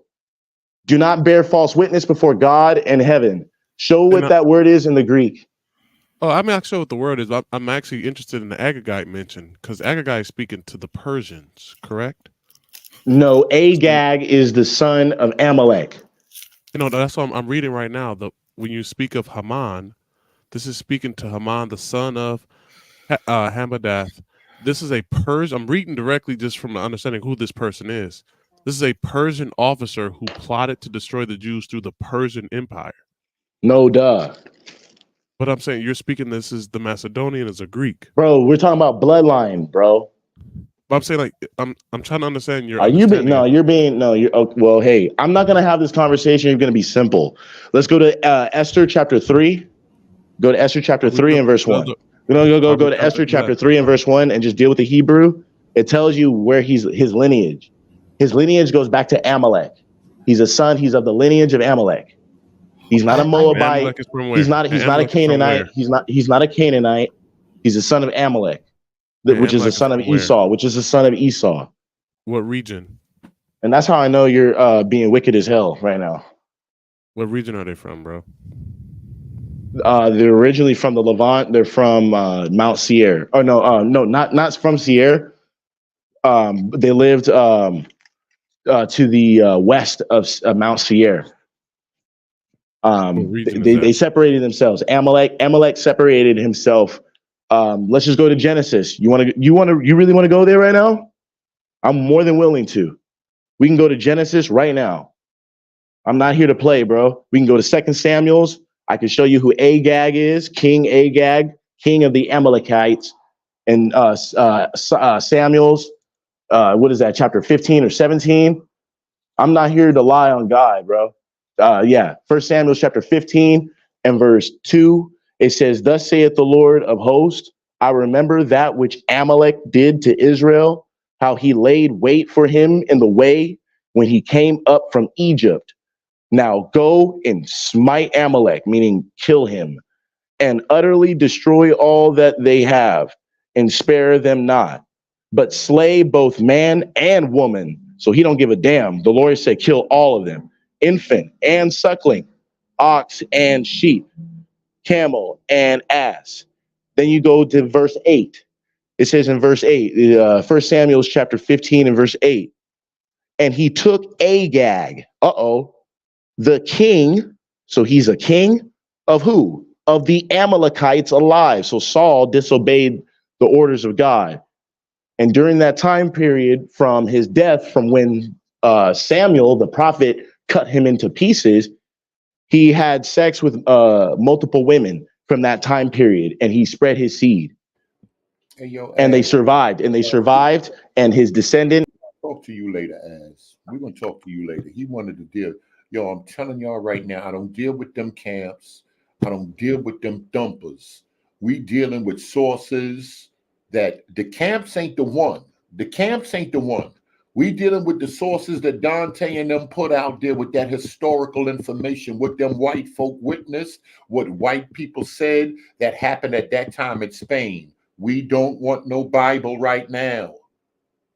If y'all don't like it, don't come back. We don't want no Bible right now. We're dealing with historical sources that these people seen and what they said in the descriptions of the people.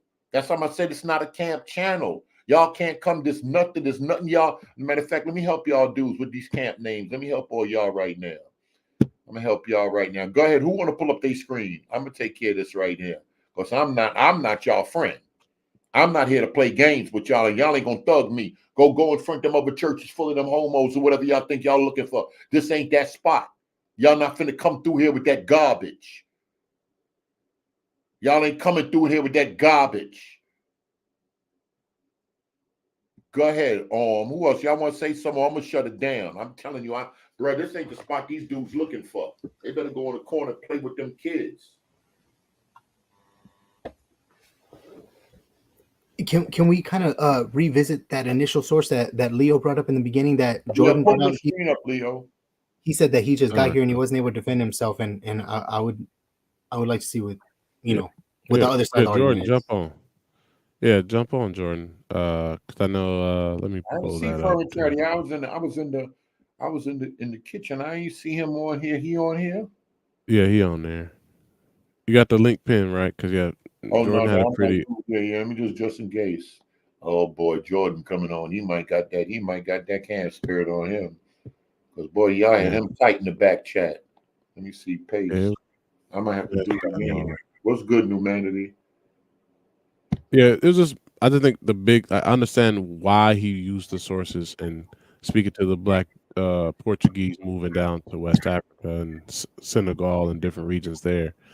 I just thought like he asked for our opinions, and like I said, I was reading through the different pages that he had posted, and I just noticed that the delineation between the two groups I thought was interesting, and why that wasn't focused on. And he was saying that wasn't the main point in which why he was showing it, but I was saying why is a black nation, a black Portuguese being compared to Negroes if they're the same people? And that was kind of my, at least just going with his source. I'm just trying to understand how is that being compared as they're two different groups. And the exact comparison was saying that the black nation actually were better builders than the Negroes. And I was like, okay. Yes, and what do he mean like that? Just like when they use Zondervan, talk about not the Negroes and Zondervan's compact dictionary, that we want to understand what's being said. How do you understand that, Jordan? He said he's trying to hook his computer up right now. Leo, you want to pull up your screen? Yeah, I'm pulling it up right now, actually. So these are some sources. While he's pulling it up, it should be noted as well, because Az also used the Zondervan Compact Dictionary.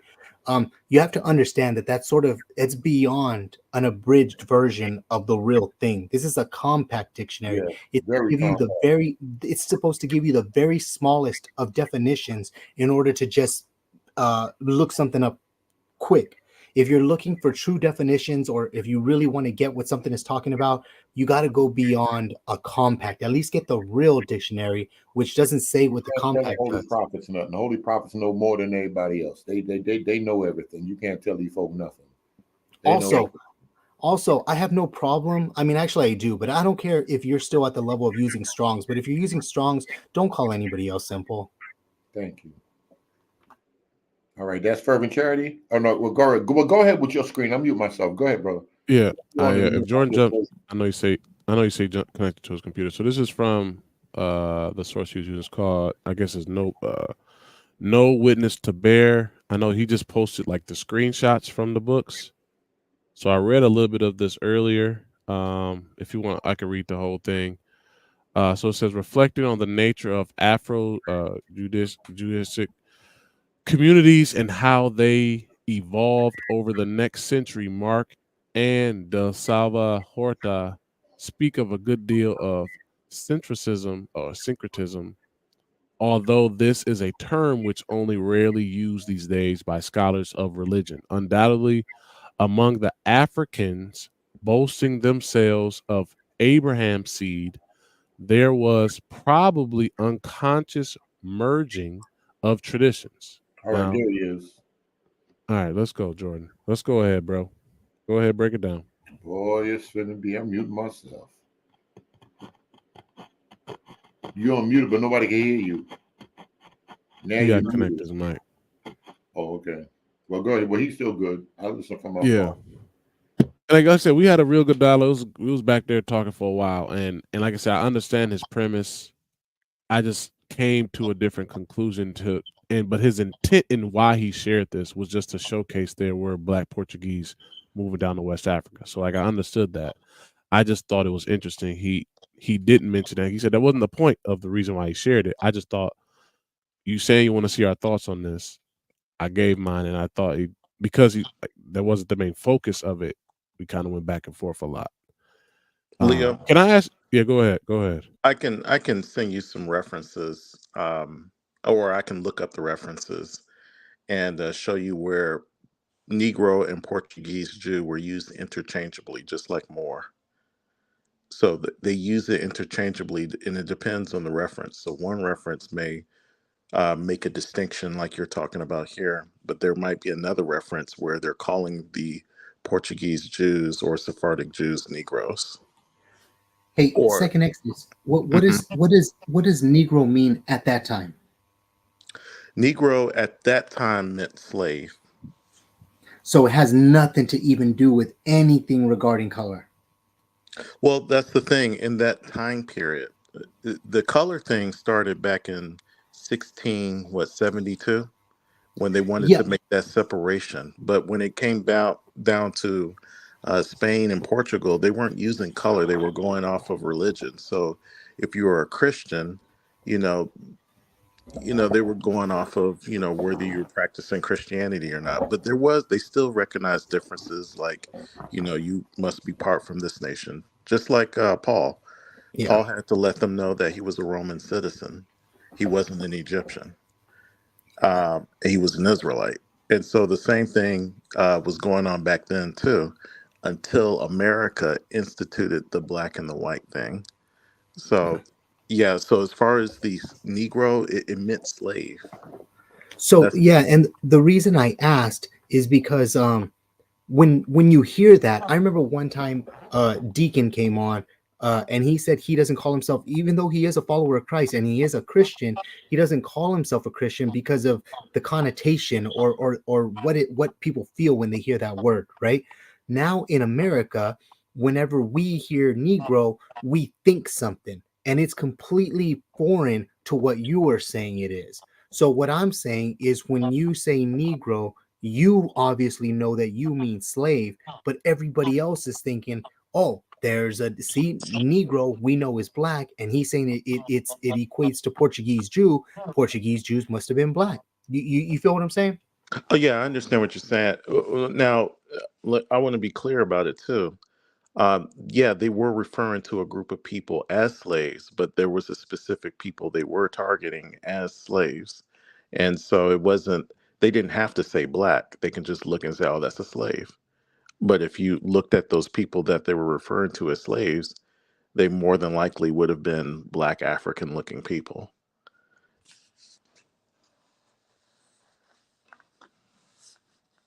Does it make sense? If I said um, Asian, I might be speaking about a particular group of Asians, like maybe Chinese or something, but it can kind of go across the board, even though there are distinctions. And so, same thing can be applied for dark skinned Indians. They might have called them Negroes at one time when they changed it from slave to meaning black. Hey, second access. Yeah. I switched the tab more in Erie. If you guys want to jump in on this, feel free.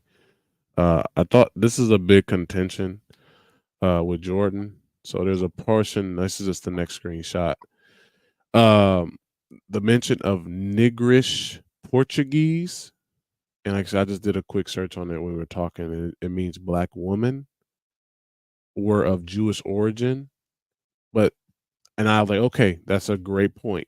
Negrish Portuguese black woman. Okay. Now, black, does that mean negroid? Or that's Okay. kind of where I was like, okay. But then that's where this quote comes in from this English observer. He says, or they say, they have no hogs, neither the Portuguese nor Negroes, caring to breed them. I just thought it was interesting again, similar to what was said earlier. Portuguese and Negroes are being delineated as separate, not hmm the same people. And that's kind of why I was what like Jordan was saying Negrish Portuguese, that's speaking to a black woman Portuguese. Pretty much. That's why I understood what he was saying. And then later in here it talks about the black Jews, like in the next paragraph. It says this consensus has already been reached by Portuguese who imagine black Jews to be living in Angola. So that was like one of the biggest things he was saying. Then he said later on that this population like disappeared. And they're connected to the lost tribes and all these other things. So this is a very interesting page, and we can go through it all if you want. But I was saying, why are the delineations between Negro and Black being made, and then even Negro and Portuguese being made, if these are the same people? Bruce, just to point out, our timing might be off. So in 1555, that's when Negro was, you know, made to be defined as black. So I understand what Bruce is saying, and I understand what you're saying also, Leo. There's a time period of transition where they were using it interchangeably. So sometimes they would call you can look up Yahya ben Negro. You know, he named himself Negro, and you know the village of the Negroes, and you can find all of that stuff in there. Did it mean black and slave at that time? No, it didn't, because it was in the 12th century. But later on, when you know all these expulsions started taking place, and and it was unlawful to call yourself a Jew, they started using all of these other terms like lanzado, which means exile, and Morano and Negro. So they were using a lot of words interchangeably. Just like today, we're having the argument over who's African American and who's Black American. You know, these names are changing over time. So I don't want to. This is a really good reference. This is actually my first time ever seeing a reference like this. So I'm gonna have to look more into that. Yeah, that's why I want Jordan to come on and kind of speak to it better. Like I said, he posted this. Well, what Like I happened said, to him? He was on here, and I went in the kitchen, and I don't see what happened to Jordan. probably because Remember, his mic.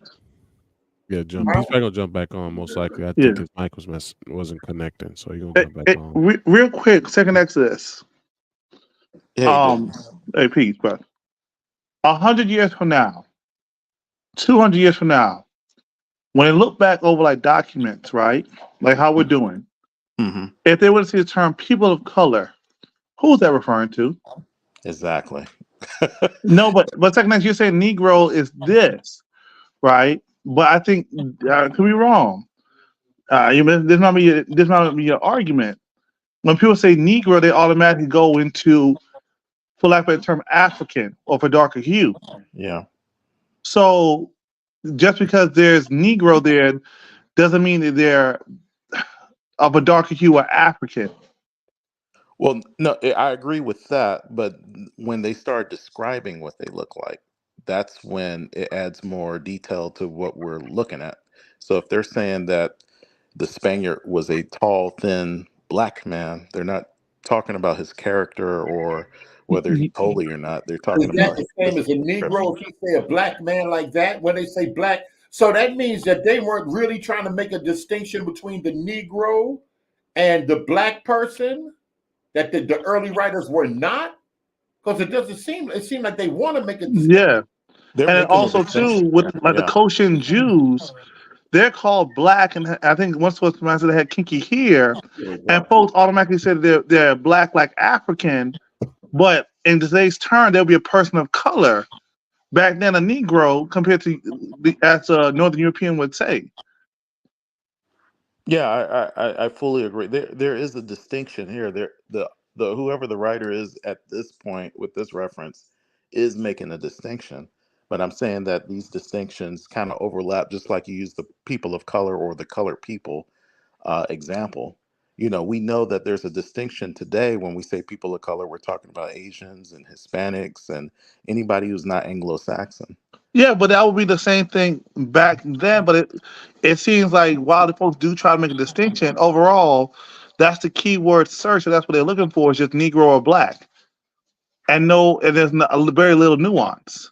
Or they'll find one person who is what we might consider African, and they'll broad brush that to the entire community, not just for that one person or that one family. Well, Dunamis, this is why I focus on DNA so much because you can let me be honest. Martin Luther King, his haplogroup is R. We don't really look at haplogroup R as being associated with African people because it's not. It descends from Indo-Europeans. But nobody today would say Martin Luther King is a white man because we're physically looking at him and not thinking about his lineage. And in the same way, they were making a distinction based on lineage. There's a group of black people, physically Ethiopian looking people. Now we say African. See, that's name changes right there too. Yeah, but Ethiopian is Greek.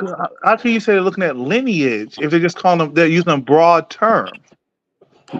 Well, at that time, there's some references that said Negro, using Negro as a lineage for Jews from Spain and Portugal. Negro. So the Jews were known as Negroes. You can, yeah. Lord In that same source, or that anyone else can call Negro. No, Just like with people of color, that's going for mhm. anyone that's non-Anglo-Saxon. That's what I'm saying. In that time, when they use Negro, all they mean they're like Black African, or that's just a byword they're using. It was a byword because that's not what they were calling themselves. They were calling themselves Sephardim, just like in Obadiah chapter 1 verses 20. You would see that they would call themselves Sepharad. And when you look in the New Testament where Paul says he needs to go to Spain, that was Sepharad. So they were calling themselves Sephardic Jews, which is really the area of France down to Spain. That was all Sepharad. So the Jews that were scattered because of Nebuchadnezzar at first, and then later on the Greeks and the Romans, it was just a switch of empires. But the Israelites were still scattered throughout these regions. And they And didn't have nothing to do with Spanish speaking. They didn't have nothing to do with that. Y'all it all didn't. knew. I never heard that before. Hey, hold on, real bit more. You still there? Come on, Fervor Chatty, where you at? Oh, do you want me to break on? No, Yeah, I'm here. More. During Yes, that sir. time period, were Moors called Negroes? no. Yeah, that's the part that got me is the equation of like the Negro to slave thing, because like depending on the time period, like you're gonna see Moorish being equated to Negro, and like so when he was talking about Yahya ben Negro, like he's being called Negro because he's taken over Moorish lands and whatnot. You know what I'm saying? Not because of anything doing with Jewish. No. Yeah, correct. It was just how I understood. So, and then more, were the Moors like just like sub-Saharan of a darker hue, or there are some as light, about near white? No, you got all that. So you have terms like Tawny Moor, you have terms like Blackamoor. Thank you. You have, and so this is where the DNA gets interesting and whatnot. Do you mind if I share my screen? No. Go ahead. I just Yeah, want go ahead. Hey, can I read this real quick? I just want to read this aloud. Yeah. And I just want to read this one paragraph. I'm reading it right now. I'm We'll just pull up thinking. his screen. Okay, I'll be right back then. Yeah, more about the share screen. More about the share screen, Brian. I'm just read this real quick. I'm just one paragraph. It says in early modern period, there was something of a consensus that Black Jews inhabited a number of localities along the West African coast as well as the interior. Now I'm reading this with y'all, and just tell me, how does this sound just with this source? This consensus had already been reached by the Portuguese, who imagined Black Jews to be living in Angola, frequently accusing local circumcised males of being Jews, even though circumcision was universally practiced by local Angolan Gentile populations. Now, there's some buzzwords in there that would trigger people, at least for me. The imagined portion, as well as the when it speaks to the consensus mention. If they're saying they're using identity markers to claim they're Jews, yet they're saying the local population was already circumcised, I don't know. This looks a little contradictory, but that's it. That's what I want to say. No, it's a great point because there's a little bit more context to that because, of course, they're not speaking about it here, but there was a lot of Sao Tome Jews who were descendants of the Sephardic Jews who were exiled to Sao Tome that went to Angola and Congo. And so And they were all called Negroes. they were associated to be similar. They there was indistinguishable from the Negroes, as a lot of the references say. So yeah, because they're it's like if I see a Chinese, I never forget. It was King of the Hill, and this guy says, "Are you Chinese or Japanese?" And he says, "No, I'm Laotian." Then he turned around again and said, "Are you Chinese or Japanese?" And so certain groups of people are not going to make those distinctions unless they see your cultural practices. And that's why when they saw these Angolan Gentiles doing circumcision, they started imagining that these are possibly these Sephardic Jews who are here in Angola, because they knew that a lot of Sephardic Jews from Sao Tome went into Angola and Congo. Jordan is in there. Yeah, I posted something to that man in the back chat earlier too. Can y'all hear me good? Cause I'm having problems with my internet. Yeah, you straight. You good, bro? Yeah, we can hear you. And this new computer I got, my headphones don't work with it, so I hope there ain't no interference in that. But You good? Okay, well, just to go off, I guess to go off of some of what he just said, I'm gonna read. I guess can I just read something? I don't know if y'all want to pull it up on the screen, but I can't do it because my messenger ain't on here. Which one you want to read? Which screenshot? I'm not finna read from that book. Okay. The book that I posted with the 10 pages. I'm reading from that first article I posted. Okay, I can get to it. Hold on 1 second. So you said the book. Oh yeah, I know you're talking about. And then it was a Wikipedia article I posted about the history of the Jews in the Republic of Congo. Yep. You want to read from both of those? Yeah, I'm gonna start with this one, just leading off of what Second Exodus just said. Okay. All right, got that. So that's the homelands of the diaspora, and then the Wikipedia And one. if you pull that up, you should be, when we get to that, if you pull that up, you should be able to enlarge it from that website if there were just screenshots you had. Yep, I got them. So this is the book, right? Yeah, that's the book, but I'm gonna read the article that I posted in the back chat first, just to stem off of something with Second Exodus said just then before we get into that. Okay. It's the Wikipedia one, and then you said the article. Is that the article you want? Yeah, this the article, the Wikipedia article. Okay, cool. Okay, but just to give y'all, I was reading this first, and then I went down to the bottom to, I guess, where you can see the extra references and things, and that's where I found the book with the 10 pages, just to give you a little background. But okay, I'm gonna read this real quick. In the 17th century, a Black Jewish community existed on the Loango coast in the Kingdom of Loango, and is now the Republic of Congo and the Gabon. This community was first mentioned in 1777. A more thorough description was provided by scientific works, which were produced by German Laongo expedition of 1873 to 76. This community had no links with Jewish communities elsewhere and has now disappeared. According to Tudor Parford, these communities were of considerable interest to race scientists during the period of the European Enlightenment. The Jewish community in the region may have been of Iberian Sephardic origin. Some European maps from the 17th century designate the Laongo coastline as the Gulf of the Jews, Golfo do Judeus, or Golfos do Judeos.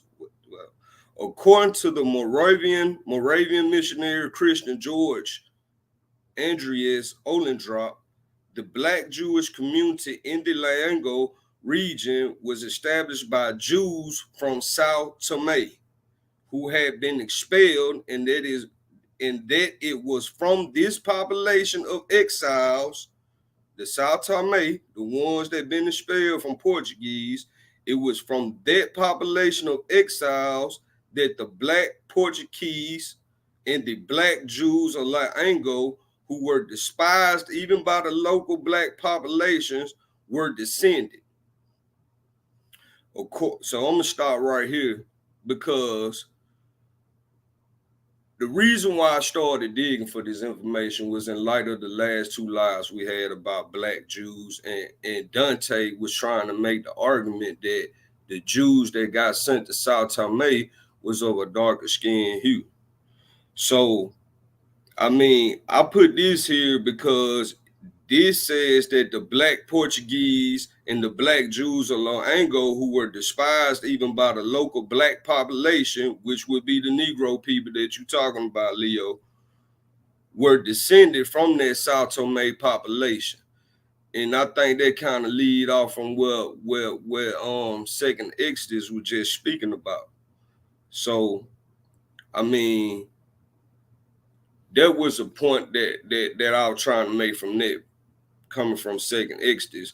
But as far as the 10 pages I sent, man, I'm going to be real with you. The only reason why I sent that, man, is just that when I went searching for the information, it was just a paper, 10 pages that affirmed Black Jews on the coast of the west coast of Africa. You know, I didn't really want to get off into all that other dissension that we had in the back chat earlier, but I just wanted to see what y'all think about that resource that was affirming Black Jews in the coast of Africa. But then I guess it led to whether they was Negro or not, which really wasn't the point I was trying to make. So but in that page, in them papers, bro, it shows that these, because see, when we have these conversations, a lot of people want to run to the Lancados or the Luso-Africans and these things to prove the Sephardic origin of Jews in the west coast of Africa. But these 10 pages is not talking about Luso-Africans or Lancados or those things. So that's why I posted to see what y'all think about that. Like, y'all believe that these specifically Black Portuguese came from mixed white Jews and Black women, but in these pages we see something different. So that's really why I posted to see what y'all thought about that. Appreciate that, Jordan, for sure. Hey, Jordan. Anybody else want to jump in? Go ahead. Yeah, with that, Jordan, that's why I asked you in the back chat. I'm not negating your source, what you're reading or presenting. How big was that population? Well, according to the source, the 10 pages, it was a pretty sizable population. You know, even people would talk about the population size. And one number that was Doing it right quoted in now. there was 15,000. But you know, that was just in the Pacific area. It also pointed to the fact that they were scattered throughout the coast of West Africa though too. So I mean, but it's in that source. That's why I really want y'all to read that page, and the fact that they was talking about black Jews and the lighter Jews that resided on both sides of the Niger River. Okay, And that these black Jews that they seen as native was boasting to be of Abraham's seed. all right, Jordan, again, I'm not negating that. I'm not, that's not the point I'm really trying to address. So you said 15,000 scattered. Jordan, what's the time difference between the Jews around in Sao Tome? They'll go. Let's just read from the source. Wait, hold on, real quick before we read that. What's the time period from the Jews around in Sao Tome and the beginning of the transatlantic slave trade? Well, I want to say from like the 1400 something to 1600 something. So what? Matter of what? A couple hundred years, 100-something years. Would you say 1492 to I want to say 1621 is when the slave trade started. Okay, so about a couple 100-something years they would have been there. So the 15,000, they grew in large enough number so that all that came on the transatlantic slave trade were Israelites or descendants of these people? No, first of all, that wasn't the point. That wasn't the point. No, I know that's not your point you're trying to make. You're trying to show that there are black Jews in West Africa. I've never disputed that, Jordan. I'm just trying to understand the connection now with so-called blacks in America. Are they descended from these people? Are all descended from these people? I might be jumping the gun. I hear what you're saying, Doomis, and that wasn't really the point I was trying to make. But if we gonna go there, we can go there. Okay, yeah, because often that's what it's leading to. It's not the fact that you know what I'm saying. Yeah, there are some people. Go ahead. Yeah, well, let's hear about the population size. It's definitely leading to that because from the previous article I read, as you can see, one of these black Jewish communities just disappeared. So I'm trying to see where in history or how in history that we have an instance of all these people, these black Portuguese Jews along the west coast of Africa. I'm trying to see, I mean, where they at today? What happened to them? They were just moved from one location to the other. That's all. You know, I kind of have a pinpointing question in regards to all this as well, because this is something that I tend to look at. As I've mentioned a number of times, I have evidence of my people coming from Spain to Mexico, right? And I just so happen to be Mexican. Does this mean that all Mexicans are Sephardic Jews? Absolutely not, right? My next door neighbors are Mexican, but they're from here. They have nothing Jew about them, right? So I don't understand how we can take a characteristic of a particular people in an origin location and attribute it to all of them. What I'm saying is I myself had to trace my own family to know specifically that my family were those in Spain, in Portugal at that time that also happened to be Jews. I don't think we can apply it to everybody that was either there or that came over. It has to be real specific to your family. Well, this where the problem comes in. Okay, and first of all, I wasn't trying to detail that in this paper to say that every black person was a black Portuguese Jew. But this the thing. Okay, not no kick against your history, but as in history as us as black Americans or African Americans, it's hard for us to do that. What you did. You see what I'm saying? It's hard for me to go back to prior to America to pinpoint where I come from or the people that I come from. You see what I'm saying? I don't care how many resources that I can look at online or however you did your research, man. My research not gonna add up like that, and it's gonna be pretty tough for any African American research to add up like that. So what I'm saying is, if we had masses of Black Portuguese Jews on the west coast of Africa to the point where they were called the Black Nation, where did all these people go? Like, and then we also have proof that some of these people were sent enslavement into Brazil and in the Caribbeans, in Cuba, and places like these things. They touched on that in these papers also. So I was just bringing up the fact, okay, if Black people really can't pinpoint their history, and we see all this happening on the west coast of the west coast of Africa, like, how can we say that some of these Black people over here can't be Portuguese Jews or That Black right there I is. don't. Oh, my Yeah, bad. I don't. I don't think we're saying that they can't be, but what I definitively am saying is, number one, I feel for you 100%, and I'm sorry that more Black people can't trace their history beyond America. I think that's incredibly sad.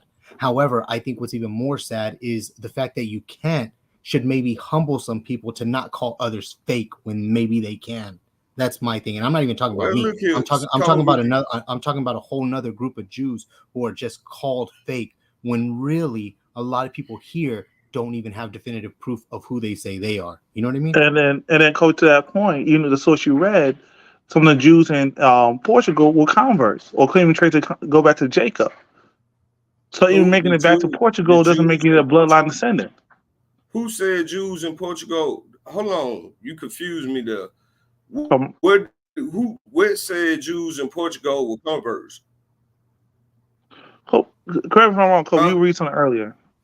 Yeah, most of the of the different kinds of Jews that were there, typically the ones, man, I hate to throw out blanket terms like this, but from what I've read, what I've been reading, the ones that would be considered by our standards Black, they were being called African, and they were slaves, and they were converted to Judaism.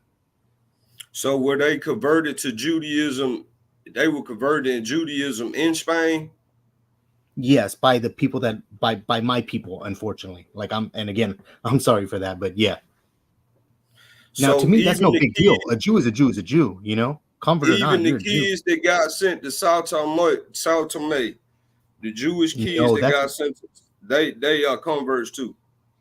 No, from what I see, they are legitimately Jews. They just happen to be E1 B1 as well. You know what I mean? So if anything, they would be something that has to be looked in further. That one is a really good point for that side. However, that's only one. You know what I mean? And that's a very, very, very, very small population. Very small. Exactly. Let's jump into that one though, because it's not as good of a point as people think. It's not nearly as good of a point as people think. There's two things I want to point out really quickly. Go ahead. There's a y'all doctor need to read these 10 pages, bro. I wish I could sit up here and read all these pages to y'all, bro, but I can't. Hey, you know what you can do? You can put it in Chat GPT and tell you to summarize it. I got the it's free online, by the way. Hold on, more. What were you saying? You were saying something. I didn't hear it. Yeah, I want to hear that too. Yeah. So share your screen. So yeah, because I wanted to talk about that paper and the DNA from Sao Tome, because like we do have the DNA from Sao Tome. Not only do we have the DNA from Sao Tome, we have the DNA from Iberia from that time, from like Moorish Spain time, pretty whatnot, right? And so we can compare and contrast the DNA of what was where, what the percentages look like, all them kind of things and whatnot. And so it's so the so the people need to understand that study that's dealing with Sao Tome is dealing with a modern population, right? Or it's dealing with the like so it's dealing with, when I say like it's dealing with the population that's it's African, it's got European DNA, it's got North African DNA, etc. whatnot, right? And hold on, more. I'm not a DNA guy, so I want to make sure I'm following. The study that was conducted in 2015 over the Sao Tome people, that's a modern. Let me if I can share my I can share my screen. If I can share my screen. Yeah, I'm kind of lost.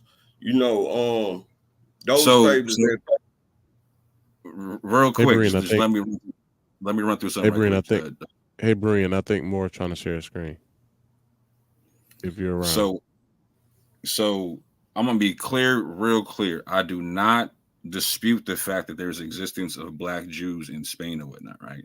But Jordan, you were making the point like it's hard to trace yourself past America, etc. Well, in this day and age, we can with our DNA, fam. Like we have our Y DNA, etc. Like so, you and I both know that we're descendants of EM 132, and we can find our populations in West Africa, blah blah, etc. We can do a lot of stuff nowadays, right? Well, you know, I guess it really depends on if you're a DNA person. I really don't agree with DNA because I don't understand it. And the reason why I don't understand it, if we all stem from Noah and Noah had 3 sons, how in the heck do you get, and we all one family, how do you get these several different haplogroups? It's easy. If it comes down to a thing of mutation, then where do we, over time, then where do we get off excluding anybody from anything? Well, So I really don't understand how that works. Not excluding anybody, but you can trace people. But it doesn't make sense. Not ethically to the Bible. If we all came from Noah, all of our father, the whole family of the earth father is Noah. So how does it even make sense? So why DNA stipulates that we have mutation accumulation? Like so, when you took your DNA test, and we went through it on this channel, whatnot, right? We found out that you were EM44, whatnot, right? When you pulled up your DNA, what did it say? It said that you went back to A at one point, right? It all went back to A, right? Yeah. So hold on. Where do we get these letters from, though? Where do the haplogroup? Jordan, walk. Okay. I'm answering a question. You're asking another one. So that chart stipulated that even though you and I are EM 132, we descend from EM 132. I'm a branch off. I'm EM 33. You're EM 44 or whatnot, right? It says that we go back to another. We go back to DE. And then from there, we go back to other stuff. And from there, we go back to other stuff. This is called mutation accumulation or whatnot, right? DNA actually proves the Bible. So when it goes back to A or whatnot, right? All of us on this panel, we have different. So I'm EM33, you're EM44. Kobe's RM269, I believe, right? I'm EZ6010. Yeah, there we go. All of us are mutation accumulation over time. It shows that we all go back to the same person and whatnot in terms of our male lineage and whatnot. It actually proves out the thing. It doesn't disprove the thing. So, but that said, though, we can look at the Y chromosomes of these populations and whatnot, right? And so, just like you were talking about, like people talking about like that Marcus Garvey and goes back to like an R1B person that's in Spain or whatnot, right? Cool. Like I got no issue with that, fam. No issue with that, right? The question is like, so does everyone remember the argument that was going on with Garfield and with Pastor Kelly on this channel a couple years ago when Pastor Kelly was trying to critique Garfield because Garfield was bringing out a source talking about that the Portuguese Jews went to Africa and their descendants got darker when they mixed with the Africans and whatnot, and that they didn't call themselves Negroes and that they didn't identify like they were different than the Mandingo population, etc. whatnot. Well, that Mandingo population, we have their DNA and whatnot, right? And so that matches up with the E1B1As that we see in that Sao Tome study, etc. whatnot, right? Yeah. And shout out to Second Exit, right? Because you accepted the fact that they actually you see the R1B1A down there. You know what I'm saying? There's multiple R1Bs in that Sao Tome study, right? But we can also see that there's one of those E1B1As that we can trace back to Spain. We can go back to Iberian digs and DNA studies and whatnot. We can see one instance of E1B1A that's EM191, which is also consistent with the population of South Tome, etc. Right? But it's a very minute contribution to the population and whatnot. You know what I'm saying? So if someone's gonna try to be like, oh, like just leave it at Black Jews or whatnot, there we go. So this is the study y'all are talking about, right? Do y'all want Reddy Brew and Bruce on here? Because Bruce gonna holler the same thing. Eurocentric Jews, Oh God! I would love to see. I would love to see this first. Hey, let Reddy Brew and pretty smoothly. All right, let's see this let first. Reddy Brew and Avery Tango. No, Reddy Brew ain't got but Bruce gonna holler the same thing. Well, Dante and Kelly and then all of that other Nashonda Lodge and all that nonsense right now. Tell them put the information out. We gonna play the information. We ain't suppressing nothing. We ain't blocking nobody but camps. Tell them put it out, Bruce. You don't think I know they were playing 7 hours later, 11 hours later, Dante dropping more videos. I'm watching him. I'm watching Kelly. I'm going to play anything. Nobody hiding nothing, Bruce. Don't come on here with that garbage. Nobody protecting no white folk. But we don't want you black folk lying either. If light-skinned folk there, they there. And you ain't gonna stop it, Bruce. Go ahead, Moore. No, that's facts. So this is the DNA from that study from South Tome and whatnot, right? And so rightly people are pointing at the fact that there's E1B1A there 100%. But again, like I'm saying, this is more from like this isn't just like an ancient population study and whatnot, right? Like this is like descendants of people and whatnot, right? And so I appreciate that Second Exodus recognize that there is like R1B contributions and whatnot. They have multiple different kinds of R1B. They have the M269. Shout out to people like Kobe. Shout out to people like Abu. They also have the R1B V88. Like that's consistent with people who are like the Chadic people and whatnot, right? So it's not just like all just one kind of R1B, etc. And they have other ones like that are also consistent with European ones, right? But bottom line is almost the core of the DNA you can see is not E1B1A, right? And so this one down here, this brown one, that's E1B1A M191 or M191. Yeah, M191. I'm sorry, I'm dyslexic to make sure I said it right. We find this in Spain and Portugal, whatnot, right? Along with these other DNAs, like again, we got E1B1B, the EM181 or EM81. That's some Berber DNA. That's North African DNA, right? We see that again. This is all consistent with what's going on in Moorish Spain and whatnot. And again, in Moorish Spain, we're seeing an African populations, right? That's what the Moors are. They're North African, they're West African. They also got people coming in from the Levant. We got people coming in from Arabia, Yemen, etc., whatnot. All that's in Moorish Spain and whatnot. So when we actually look at the DNA, whatnot, right, and the time periods thereof, this is going to be hard to see, whatnot. But in the 10th to 16th century, we only have one instance of E1B1A. But that's EM191. It's consistent with what the Mandingo have, 100%, right? So I'm not saying there's not an argument to be had that there is an E1B1A contribution to what you find in Moorish Spain, because all the documentation stipulates that there is a small, like there is West African population, and they're not just slaves. So yes, they're slaves sometimes, but they're not always slaves and whatnot. There's Moors from the Senegambia that do go up to Spain, etc. Right? So I'm not discounting that, right? But what we see is that prior to the 10th century, we don't see any E1B1A there, right? We see a whole bunch of J. We see a whole bunch of like E1B1B, etc. whatnot, right? We see the R, etc. right? But we don't see a whole bunch of the E1B1A, but it's there. So like something that me and Ibri talk about is an argument for like a mixed multitude kind of a thing, right? Like you can't throw E1B1A out of the mixed multitude conversation. But like if someone tries to make an argument that E1B1A is the totality, or it's the origin, or it's the original, it's always going to blow up in your face, fam. It's never going to pan out the way you think it's going to pan out, because you're going to find stuff prior to what's E1B1A in the area and whatnot. And so we also see that the person that was E1B1A, his maternal haplogroup was H. He was mixing with non-African women and whatnot, right?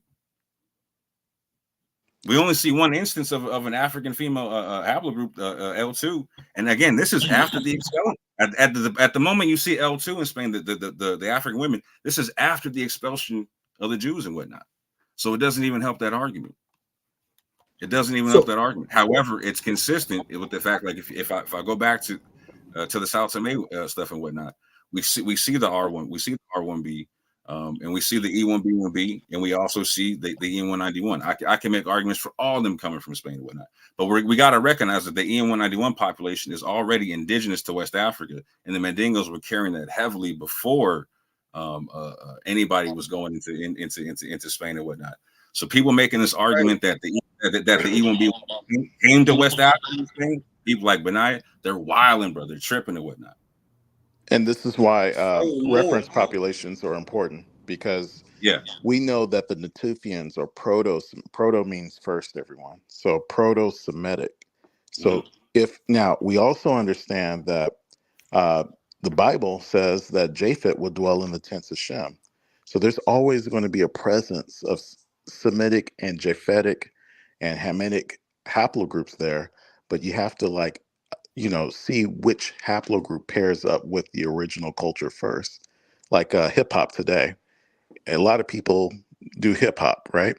But if we go back maybe 40, 50 years ago and we dig up the graves, and if we see gold chains, a beatbox, some Adidas or something like that in the grave, and we take the DNA of the bones and it overwhelmingly matches haplogroup E, then we have to probably, think about and say, hey, maybe the haplogroup E is what originated the hip hop culture, and then other people joined along with it. No issue. But the question is, like, so you were referencing Rabbi Demonta earlier, right? Like, so Yeah. if you go through his ruling on the Igbos and whatnot, they unfortunately make a false claim that the Igbo DNA was found in the Levant or whatnot, right? The Y DNA, etc. Right? That's not the case, right? We haven't found that yet. You know what I'm saying? For what you're talking about, we found a whole bunch of E1B1B and whatnot in the Levant, right? That's correct. So that's why. But at the same point in time, we can go to different Jewish populations and whatnot. Multiple different Jewish populations: North Africa, East Africa, Southern Arabia, etc. We can find E1B1A amongst populations and whatnot, right? So you can definitely make an argument for the mixed multitude on that. But so just saying like haplogroup E is one thing, right? But people trying to make an argument like, well, haplogroup E1B1A is the thing. Like that's you don't really stand on that when it comes. Yeah, it's a tough pill to swallow. One other thing, are you all familiar with Nathaniel Jensen? 100%, yeah. Okay, he said something that caught my attention. He said when Islam spread, they also saw the haplogroup of E1B1B spread with it. So I'm kind of curious. What are we gauging these DNAs off of, though? Like I hear a lot of this DNA talk, but what is it being gauged off of? So they're taking bodies and they're looking at their sex chromosomes and they're looking at the mutations. What I'm saying, I'm trying to see how can you gauge can one be a Jew or not through DNA? Can you break down to me how the Cohan model works? Because I was watching on something like about that earlier today. But I'm gonna give you a quick spin of what I heard from Henry Abraham, when I was watching about the Cohan model. Jordan, he's not big up in DNA neither, but that's just how they go about finding who's a Cohen or whatever. The Cohan model is I'll break it down. He suggested there was a large group of people that just said they were Jews and they tested them and they had a connection. But how can we gauge that off everybody else's identity though when we don't have proper DNA of what an Israelite is though? No, you're right. You're 100%. It's off hearsay and she say, bro. It's not hearsay, but it's off of faulty methodology, right? Like so this is what they did in the study, right? So first and foremost, they tell you what the bias is in the study. They tell you that they're trying to look for connections between Sephardic Jews and Ashkenazi Jews off rip, right? So that's a main aspect of the study. And so what they do is they did not take DNA samples from all of the Kohanim from world Jewry. They were only focusing on Sephardic and Ashkenazi populations in Israel, in Canada, and in the UK. And so what they did is they looked at all their Y DNA. And they were trying to find common denominators amongst them and whatnot. However, when they looked at all the Y DNA, they still had to accept the fact, that there was a certain percentage of the Kohanim that were the haplogroup E, etc. Right? It was a minority, but it was still there, right? And so to juxtapose this, like you can see me and Avery going on a Vocab's channel challenging him on this because like Vocab's he's a proponent of the Kohanim gene kind of a thing, right? And so we broke down the concept of like the Samaritan Jews and whatnot, to where like so 18% of the Sephardic and Ashkenazi populations that they tested were haplogroup E, but only 1.5% of them were Kohanim, etc. Right? Now you flip that to the Samaritan population, right? 18% of their population were haplogroup E. But 100% of the Kohanim. So it was the exact opposite of the study, right? So what that shows is when you test other Jewish populations from around the world or whatnot, And again, Samaritan Jews are Maghreb or Mizrahi Jews. These are Jews who didn't leave the land. You know what I'm saying? Like they came back from the Assyrian captivity, and that they stayed there, right? When you take in the Y DNA from the Jewish colony from around the world or whatnot, you come up with a different concept. There is some sound methodology in what they did in terms of being able to find how the Kohanim gene goes back to a certain time period that's consistent with the founding of the Jewish nation and whatnot. What they need to do is apply that methodology to all the other Y DNAs that they have access to do the same thing. So they need to do the same testing with the E populations that you find that consistently amongst all world Jewry. The T populations you find consistent with all world Jewry. The R1B populations you find consistent amongst all world Jewry, etc. whatnot. And then you'll be able to find out what the mixed multitude looked like at the beginning of the founding of Israel, whatnot. But you're not going to be able to find out who a descendant of Jacob is until you get a patriarch's DNA and whatnot, right? So anybody making an argument like who's the bloodline lineage, you're doing wishful thinking at best at this juncture. And I want to push back just a little bit. The reason why I said the Cohan Model haplotype is you kind of have to disregard it because there's no actual reference population to use. You don't have the exact DNA of Moses, Aaron, or even his great-grandson, Aaron's great-grandson, Phineas. Mm-hmm. And by the way, you all can look up what Phineas means. It also means Negro. So you can check the Wiki dictionary or other dictionary on the etymology on Phineas. But with that being said, now, why they call it Negro, I'm not sure. Now, when it comes down to DNA determining who's Jewish and who's not, you can't do that. It's like, I don't know if you have a brother or not, Jordan. Do you have a brother? Let's just say you have a brother, right? You have a father, you have a brother, and you have an uncle, and you have the same lineage from your great-grandfather. All of you are going to have the same bloodline. Now, let's say Jordan creates the Jordanites, you see, and your brother becomes the Brothertites. 700 years later, there's no way to determine who's a Jordantite and who's a Brotherite. Does that make sense? Because you have the same DNA. So you can't use DNA to determine who's a Jew and who's not. But what you can say is, hey, these people have similar DNA and they originated from a similar root. And so that root is your great-grandfather. And so that's what we were talking about, how we're comparing these things. Let's say like the Semitic bones in Judea called the Natufians. We're comparing those bones and looking at their culture, their pottery, some things, the burial practices. That is Semitic. And that those practices are seen among Semitic groups of people.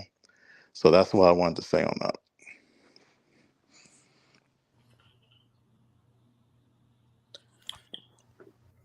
Also, I want to find. I'm going to look for that reference where there was a switch that took place. They stopped letting Black Sephardic Jews bury their dead in the same graveyards as the Ashkenazi Jews. Now, they specifically mentioned Ashkenazi Jews, but there was a segregation in places like Amsterdam and Germany where they no longer could worship within the same synagogues with each other. And they forbidden Sephardic Jews, Portuguese Jews, from marrying Ashkenazi women. And I don't know when the switch took place when it came down to matrilineal descent. But the Sephardic Jews continued to practice patrilineal descent. To what Dunamis was saying earlier about how many Jews there were, the Sephardic Jews weren't the only populations that were deported to Africa. There's probably many Jewish populations that migrated across the Sahel. So I just wanted to point that out as well as the converts. So if I there's guess I African want to ask, converts, they're actually Jews. Can we all affirm on here that they were Black Portuguese Jews in the west coast of Africa? Everybody affirms that. Yeah. Yeah. Okay, cool. Okay. Can we also affirm that there was white Portuguese Jews? Yeah, I affirm that. I read there we it's go. in the source. It's in the source, the 10 pages that I posted, that there were black and lighter Jews on both sides of the Niger River. So I just wanted to see was that affirmed here or not? Like, because that's why I originally posted that paper in the back, man. I just wanted to make a connection. That's it. But I guess I had one more question concerning it before I just, bow out. What happened to the Black Portuguese Jews? They were Like I enslaved. read in the article earlier that one of those communities just disappeared. So what do y'all pose that happened to them? Man, Jordan, of all the sources that I've been reading, it's not just the black Jews, it's the white Jews, it's the brown Jews, it's the orange Jews, it's the green Jews. They all disappeared at some point. Like people, I mean, call it an awakening, call it whatever you want, but barely now, because of the advancement of technology and the information that's available to us, people are barely starting to find out that, man, my family actually was of Jewish descent, whether it be black, But white, or anything in between. It's just, let me ask you this. I'm not really tripping about the color. I believe Jews are all colored. When I'm talking about the Black Portuguese Jews or black Jews, you have to understand I'm arguing from a point of view because I am black and I identify as a Jew. You see what I'm saying? So I'm just trying to find available options or see what's out there historically about black Jews in Africa. So when I talk about this, I'm not trying to avoid other specific colors of Jews.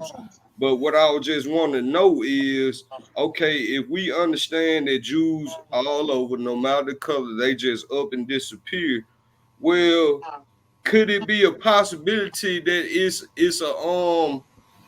it was because of the taste that these black populations of Jews just disappeared? They didn't disappear. You can see it in your genetics. Well, Let I'm me. not trying to talk from that man. standpoint, Exes. I'm No, just no, no, no. saying, like, What I where mean by did that, they go? Is it a I'm, possibility that they got on slave ships and came to I'm, America? I'm trying to tell you. When you look at the history books, where were they deported? They were deported to Angola. They were deported to Guinea. They were deported to Senegal. They were deported to Hispaniola. When you take a now, somebody mentioned something about Ashkenazi Jews genetics. Before they were showing a lot of European populations. Now they got it changed to only reference Ashkenazi as one group. That's Yeah. something that African Americans do not have. When we take our DNA test, it says Nigeria, it says Senegal, it says Togo, Ghana, Cameroon, Angola. You see what I'm saying? So instead of it saying Sephardic Jew, it would just list all the locations where all the Portuguese Jews were deported to Portuguese colonies. The shift took place with the slave trade. This is where you get to the Pirates of the Caribbean and all the other kind of stuff. The shift took place when the Portuguese and the Spanish could not keep the monopoly over the slave trade because the Dutch, the French, and the English continued to rob those ships in the Caribbean islands. They were robbing for slaves because they didn't have access to the Portuguese colonies on the West African coast until they transferred and allowed the other European nations to take part in the slave trade. So you have a mixture, and the reason why we look at our genetics and say, I got Angola, I got part of Nigeria, I got a big chunk of Nigeria over here, I got this. Those are the locations of Portuguese penal colonies. So instead of calling you an African American on your DNA results, or instead of calling you a Sephardic Jew on your DNA results, they just simply list all the population areas where you might have some matches on those continents. So to answer your question, Jordan, so there's two classes of these black Portuguese Jews, or Luso Africans, or Lanzados or whatnot, right? You have the enslaved class, like people who get enslaved or whatnot, and the people who are the slavers or whatnot, right? And so the ones that are enslaved or whatnot, yeah, they get on slave ships. Some of them stay in Africa, etc. For the ones that are the slavers or whatnot, a lot of them come to the Americas as new Christians or whatnot, and go into Spanish colonies as new Christians or whatnot. Yeah. So and we need to recognize there's a lot of black people in America that don't descend from the slave trade. They descend from free black people and whatnot, right? Yeah. They descend from groups of people just like these types of people and whatnot. You find them in the Caribbean, you find them in North America, especially. Yeah, my sister, Yeah. my friend. I'm not going to say his first name, but he's a chiropractor now. He is his last name is Cohen. He's from Jamaica. And a lot of these last names weren't just given to them because of slavery. They actually kept their last names. So not everybody, just like Eleazar de Moda, he didn't lose his last name. He Mhm. managed to maintain his lineage uh, without losing it. Yeah, you know something, some another thing interesting about that with what you connect with. I've only shared this with like a couple of people or whatever, but on one of the DNA tests that I took, um, some of the people that I actually connect with are what are called the if you look them up, they're called the Mexican syphilis victims. There's three of them. They found them underneath, like buried underneath the hospital. It's just their bones. Now, when they looked at it, they saw that their teeth were filed down like fangs. You know what I'm saying? Like they did that to all their teeth. Looking more into it, these people were slaves that came from Spain, and they ran the DNA on those people, and they were E1B1A. So it just goes to show that DNA is mixing everywhere. Now, I'm not saying I'm E1B1A. I'm just saying I share autosomal probably with some of that stuff, being that it was real high on my match. You know what I'm saying? Um, Exactly. so yeah, they come from everywhere, and this also gives credence to the fact that there were in fact slaves, black slaves, because that's who were really being enslaved at the time, that made its way over to Mexico at the time when Jews, my type of Jews, were coming as well. Like it was just a big mix of different people, all making babies and doing all kinds of stuff that it's just, yeah, it's just very hard to pinpoint. But yeah, they're all over the place, and there's evidence for everything.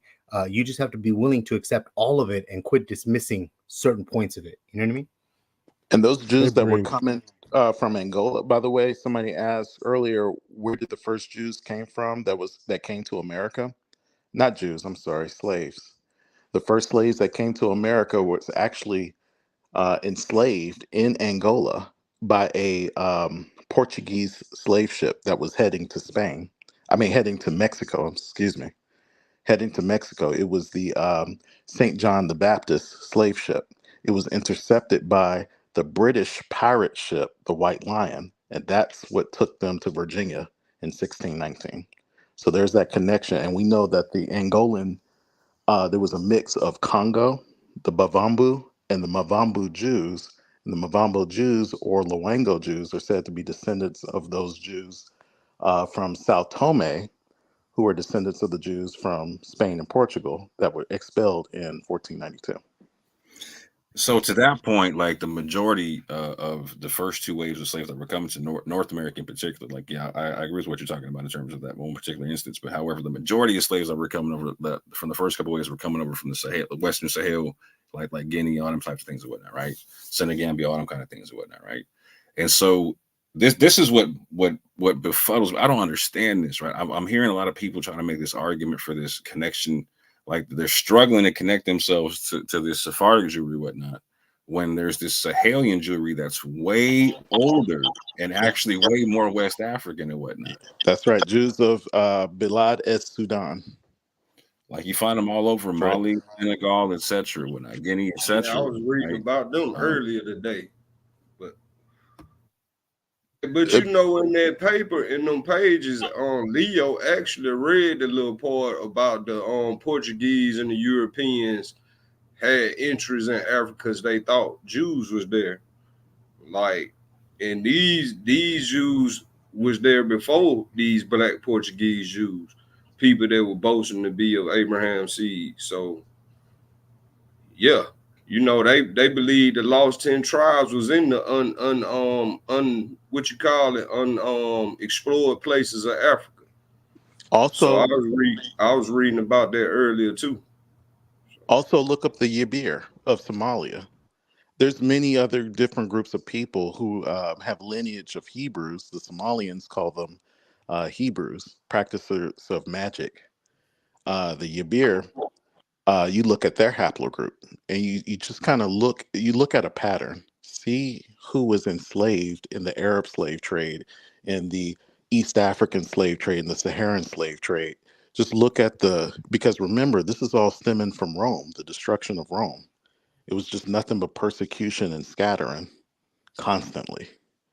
So it makes sense for people to mix throughout all these, the Roman Empire and throughout Africa and throughout Asia. So That's there just what was some human mixing. That's just human beings do. It's the nasty habit we had since the beginning of time, fam. It ain't changing no time soon.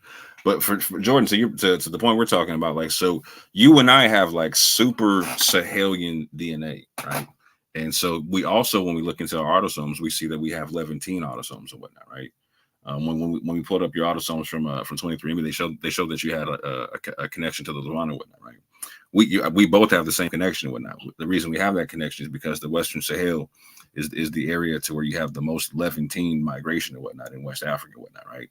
And this is prior to anything having to do with the Spain or Portugal and whatnot, by far and whatnot, right? This is what this, like, so when I hear people talking about like trying to legitimize arguments that Dante was making, but like even the argument Dante was making doesn't even help his case, right? Because his lineage is EM84 or whatnot, which is a downstream of my maternal grandfather's DNA, EM34, which all this is like Natufian style stuff, right? This is E1B1B. It ain't E1B1A. It's just as much as minority as me and Jordan's DNA amongst the African population in America, etc. But let me start. Hold on, real. However, like, so he. Okay.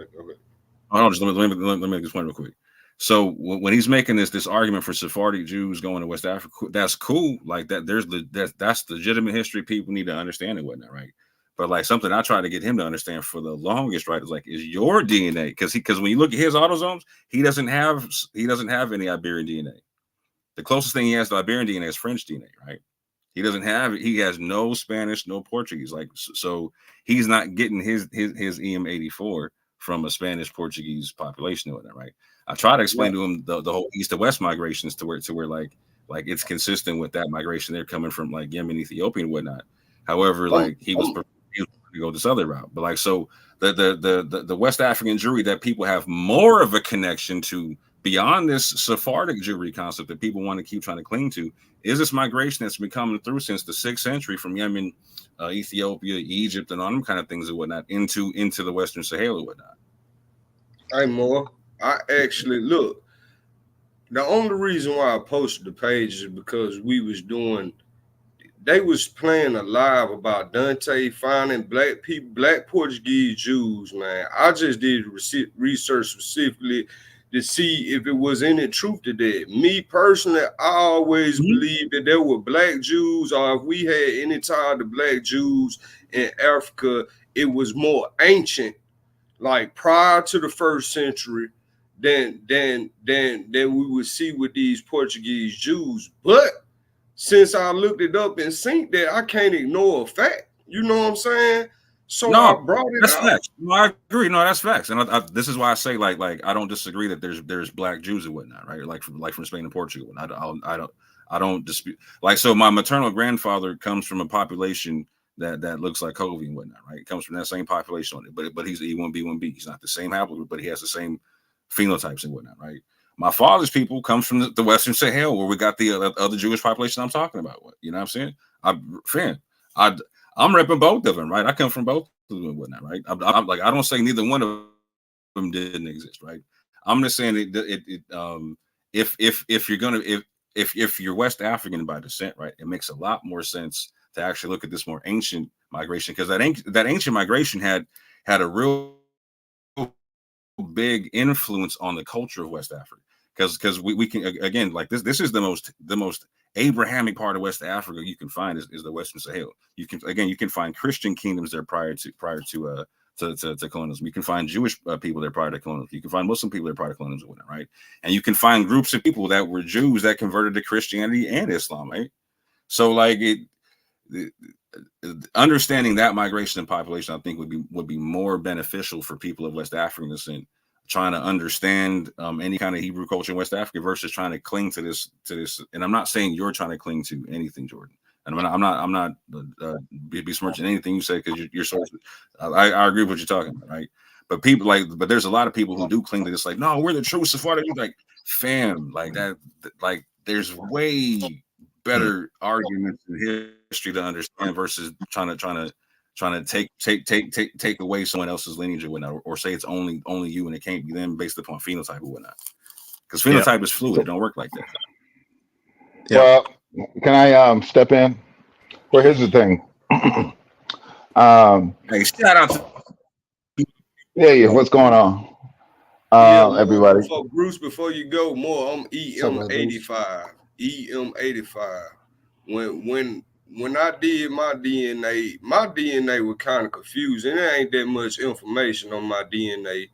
And when I look at these maps and stuff, man, it'd be like it's less than 1% in the Americas and the Caribbeans and Africa. It's like my people are almost extinct if we going by the DNA or whatever. But I guess it gave me more close ties to the Mabundu or the Umbi Mundundu peoples. But then it said mine started, the CNAP started closer to Eritrea or in Eritrea from the EM75 branch. So I really don't know, man. It's not too much information on my DNA. So I just gave up on that. Plus, I really ain't too sure about DNA anyway. I just did it because everybody else was doing it. I ain't scared, you know what I'm saying? Of the outcome. So it is what it is. Well, DNA is real and it works. DNA is a good science if it's used in truth. But the data can be manipulated, and people who control a lot of things can have a history of skewing data. But anyway, my point is, see, I think I'm the only one on this panel right now who disagree with all of your premises that the Jews or the Israelites from Spain and Portugal, they were black. So first of all, history. There's several history sources that say, you know, after Babylonian captivity, a lot of the Jews didn't go back to Jerusalem and Judah, and they went north and they went south. So there were Jews that went into Spain and Portugal after Babylonian captivity, and the Babylonians put them there. So moving ahead, without going into anything, Colby, did you say? I think I heard you say the Israelites of Spain and Portugal were converted by your people. Did you say that, or did I misunderstand you? From the sources that were presented to us that Dante used, and then going on to some other ones from that Rabbi Eliezer de Mota, who's a Sephardic Jew, Black Sephardic Jew, yes. Yeah, well, see that's from their sources. Totally, I don't know. Yeah. I wasn't there, but from their sources. Yeah. Okay. Well, I totally disagree with that source. All I know is that. But you okay. So I know. No, yeah, but he wasn't saying that the Israelites of Spain and Portugal were converted by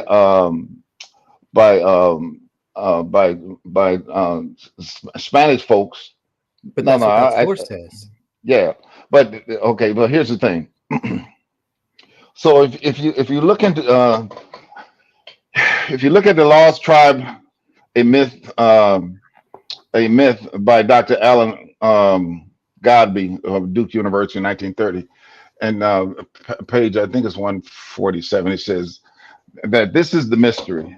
Tis also a vulgar error that the Jews are all black, for this is only true of the Portuguese Jews, who married always among one another, begetting children like themselves, and consequently the swarthiness of their complexion is entailed upon their whole race, even in the northern regions. But the Jews who are originally of German, which tells you there's a distinction between the black Jews of Portugal and Spain, because we know that they were kicked out of Spain, went into Portugal, went into Morocco, and so forth, and then from there they went into Santo Tomé, and then they came back, went into the land of the Kingdom of Judah, and from there they come to the transatlantic slave trade. So, and that's just a fact. So you can't deny that. I'm not denying it. I'm agreeing with it. Matter of fact, that source that Dante used, I know you weren't here in the beginning, but we went through that in his source. The thing, however, it says that those Portuguese Jews, they did not marry the German Jews. You're correct. However, the page before, it says the name of one of those Portuguese Jews, and I found him, and he looks like me. From his source, not mine. I didn't know about this until someone sent it to me because Dante used it. Yeah. So You know, and then there's always going to be different people and right based on what they see in their experience. But going back to, I think I started listening when they started talking about But the Bruce, word nigger. but Bruce, can you at least admit that the source that he used, that they gave us, whenever it says that the Portuguese Jews, how they didn't marry the German Jews, the page before, the person it mentioned, we looked at him. We just went through this, and he looked like me. That wasn't my source. That was his source. Yeah, but what context was he using that source, and what I'm context telling was he you, using it to prove? Well, I would we have to looked at all listen of to it. it.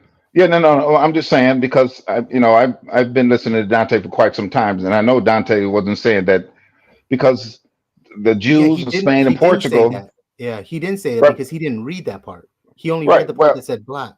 okay, okay. So I'm gonna move on for that because we just had different opinions. But the word Negro, the Portuguese arrived in the Niger Delta around 1473, and then by the 17th century, they traded, supplanted in the trans-Saharan trade. But the slaves, half the total number of the slaves that exported from Africa came from the Niger or Nigger Delta. So we're not talking about a bad word. So I don't want anybody to get offended thinking uh, I'm just saying it. And then you have what's this source that use it's the Africa. John Ogilvy's John Ogilvy was the official cosmetographer of King Charles, and then he wrote about Africa being an accurate description of the region, right? And in his book, he said many Jews also scattered over the region from some natives boasting themselves of Abraham's seed, inhabiting both sides of the river Niger or Niger for some. Others are agent strangers who fled thither either from the desolation of Jerusalem from Vespasian or from Judah, where they depopulated by the Romans, the Persians, the Saracens, and the Christians, or else such as came out of Europe, whence they were banished out of some parts of Italy in 1342, out of Spain in the year 1462, out of the Low Country in 1350, out of France in 1403, out of England in 1422. These are all different habits, but are divided into several tribes. But the point I'm trying to make is they were considered black and they considered themselves of Abraham's seed. And so let me get to that other source. I can't put it. And they were called Kafirs. You know, the word for Kafir means it's a derogatory term meaning like Negro, nigga, and so forth. But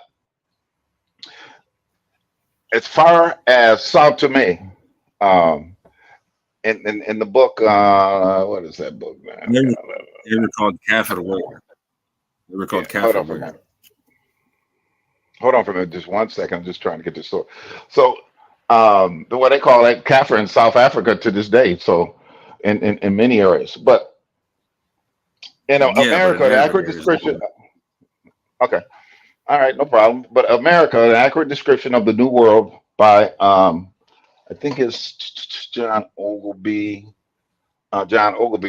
He writes that King John III, King of Portugal, sent a colony thither about 200 years before, whom thou of the unwholesome air destroyed, yet the place was not left desolate, for he sent new inhabitants who first settled in Guinea, next in Angola, and lastly on the island of St. Thomas or St. Thomas, that so that they might be better used to the air, that said king told all those Jews for slaves that refused to embrace the Roman religion and caused their children to be baptized, from whom coming thither in great numbers. Most of the present inhabitants were defended. So I guess my point is now listen, no one's doubting, Brother Colby, that your people may have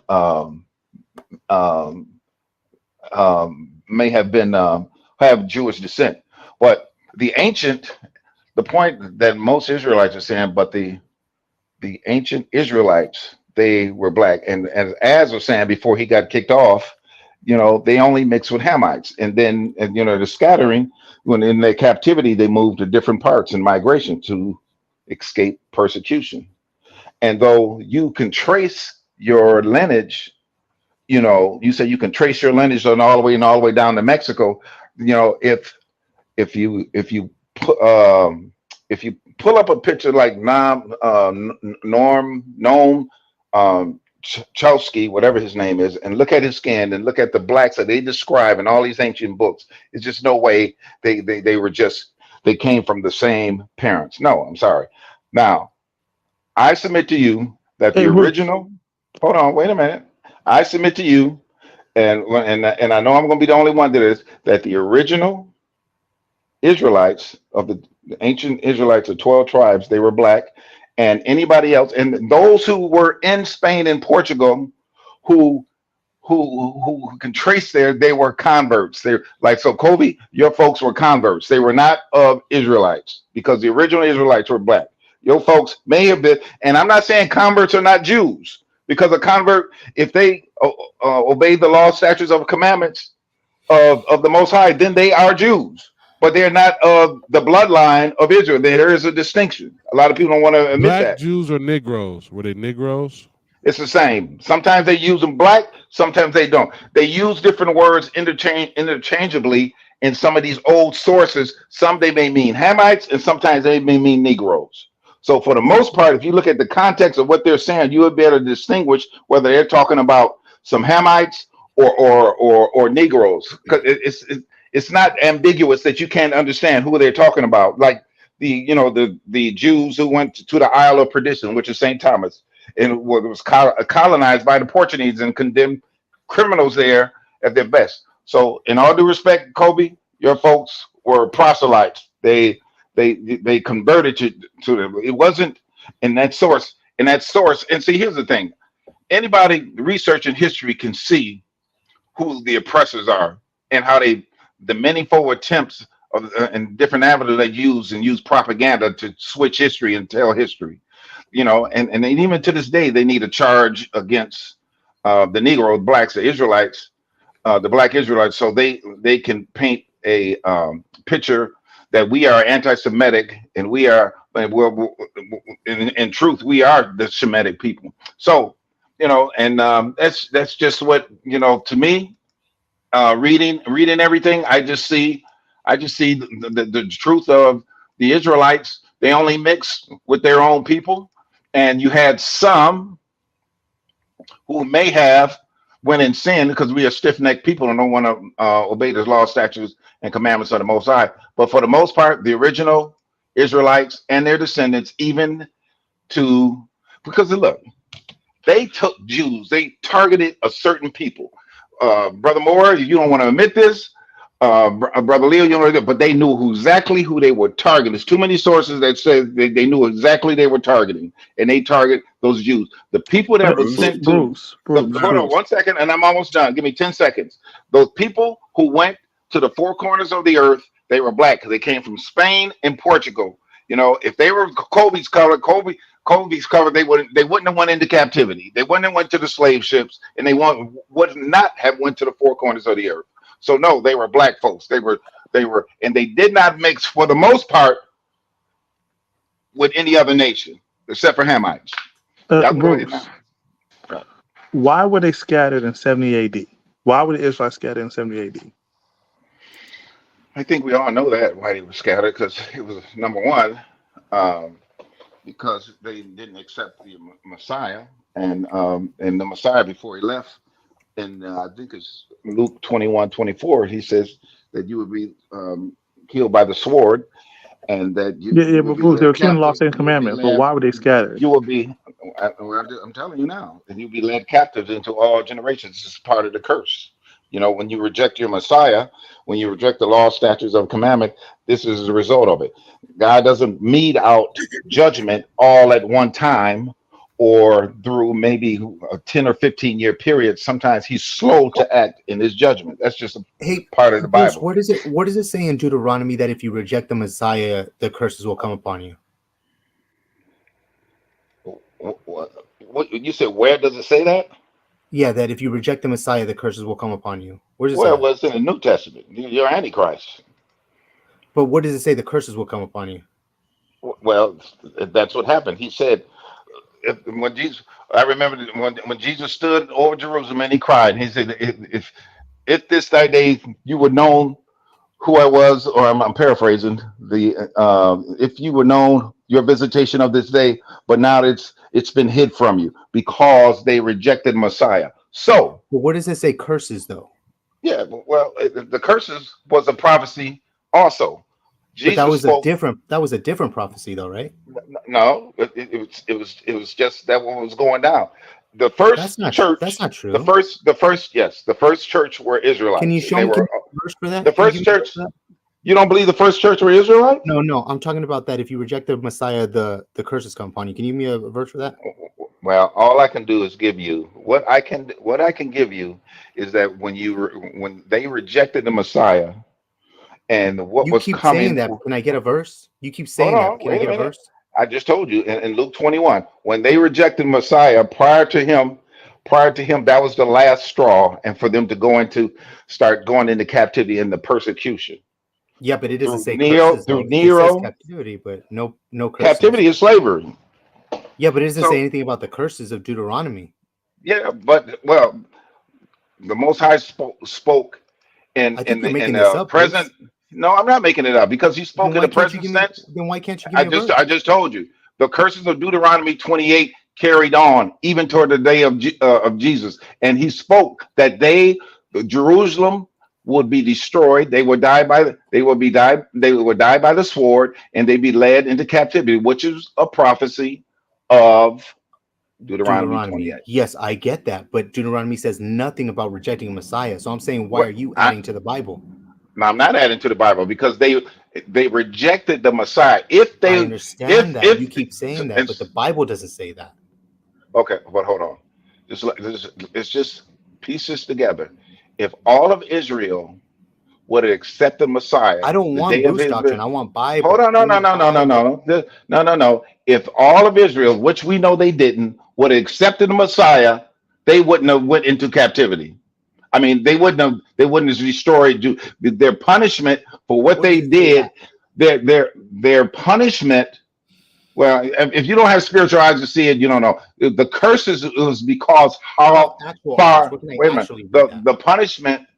The punishment was a result of them rejecting the laws, statutes, and commandments of them. If they would have accepted the Messiah, if they would have accepted Messiah, if they would have accepted their Messiah, the Most High Yah would have gave provision. Jehovah Jireh would have gave provisions for still the Gentiles to come in. But I don't believe Bible. I'm tired of Bruce doctrine. I'm gonna read Bible. This is Luke 21. Well, I'm just telling you. I know. It was part of the curse of Deuteronomy 28. No, it doesn't. But check this out. This is Luke 21. And I'm going to read verses 20 through 24. Let's see where it says Messiah. It says, "But when you see Jerusalem surrounded by armies, then you will know that its desolation has come near. Then those in Judea must flee to the mountains, and those inside it must depart, and those fields must not enter into it, because these are the days of vengeance, so that all the things that are written can be fulfilled. Woe to those who are pregnant and those who are nursing their babies in those days, for there will be great distress on the earth and the wrath against this people, and they will fall by the edge of the sword, and they will be led captive into all nations, and Jerusalem will be trampled down by the Gentiles until the times of the Gentiles be fulfilled." It says nothing about rejecting the Messiah, and that's why this happen. When you made that up, Bruce. No, I did not, because tell me where it says it's because when they went before the procurator and they said, let his blood be on our hands. When they went before the Roman procurator and tried to get him to crucify Christ, the Jews said, let his blood be, let's crucify him, release Barabbas, and let his blood be on our hand. That was part of their punishment. This is in addition to the curses of Deuteronomy 28. You can't see that? You can't see that? Where does it say it's in addition to? I don't want to hear Bruce doctrine. I want to hear Bible. Okay, so we can't look at scripture and say this is all related to the captivity, to the punishment, things that they have done. No, want you to show it to me. I just nomad. listen. I'm not going to argue with you. I'm not going to argue with you. I'm telling you, the curses of Deuteronomy 28. The reason why they went into captivity because they violated, they disobeyed the laws, statutes, and commandments of the Most High. And the Jews at that time rejected the Messiah.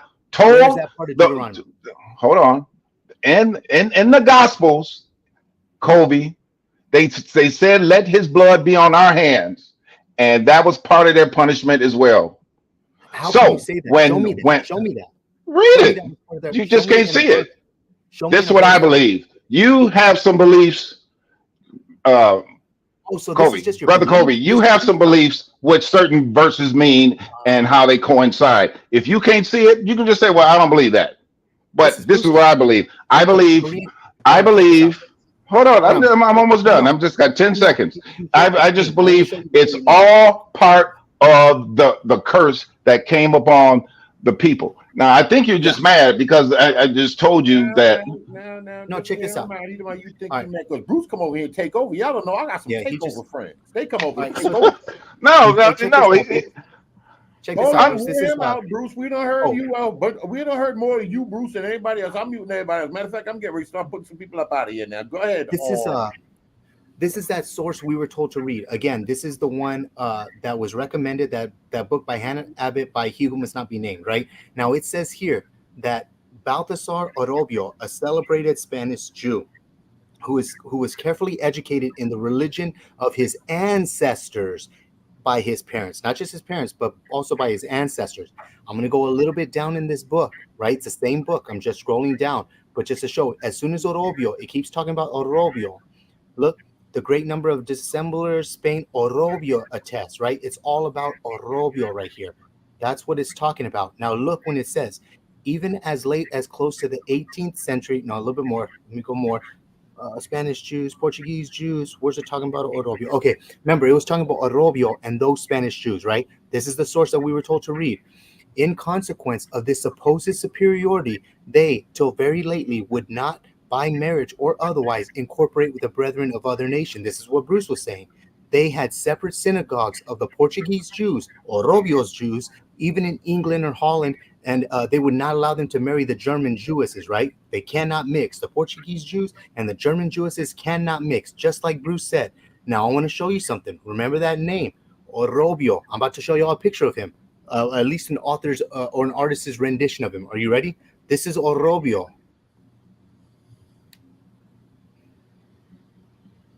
Look at that, Orobio. Look at his name, Baltasar. To look at. Baltasar Orobio. That doesn't look like a dark Jew that can't marry the German. This is not what we were told. This is a Jew that looks like me with better hair. And this is remember, this is a source that they gave us. I just looked into it. So what are we going to do with that? Well, Kobe, and I'm not disputing what I see here.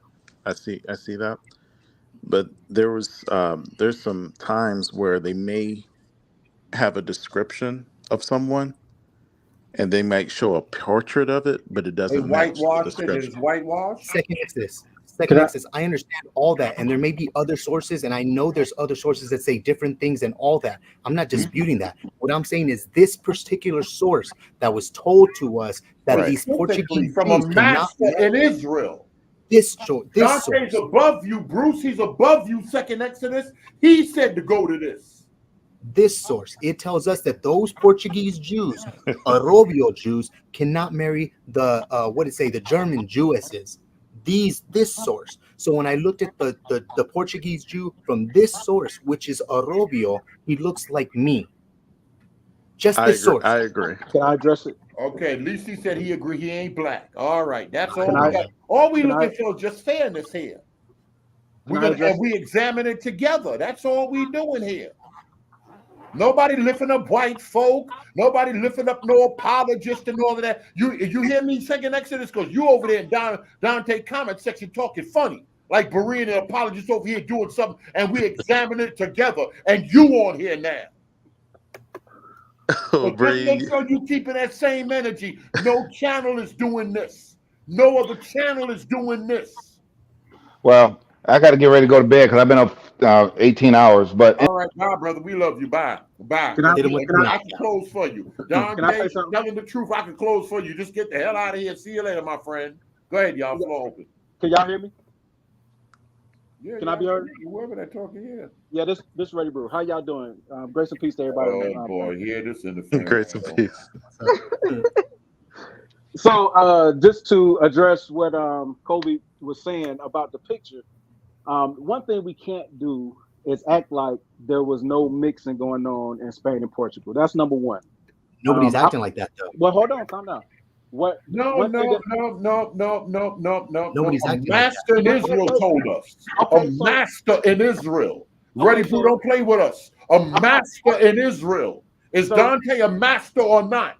I don't Has believe he he's a master, influenced the awakening? Yes or no? He has an influence. But what I'm saying is we can't act like the way Limpieza de Sangre was set up. One thing that they Limpieza de Sangre. Okay, I can't pronounce it exactly, and I appreciate that. Come on, Hebrew. You're supposed to know how to pronounce these things. Calm down, bro. Listen. So the thing It's the language of your people, right? Come on, pronounce it right. So the thing is, actually, that's Spanish, right? Anyway. Yeah. But Portuguese, Spanish Jews, right? Isn't that what we're talking about? But anyway, so the thing is, when it came to that investigation, it was an investigation to see if you had any Hebrew ancestry. That means that you didn't actually have to look Hebrew. They just went back in your lineage to see if you had any foreparents that were Hebrew.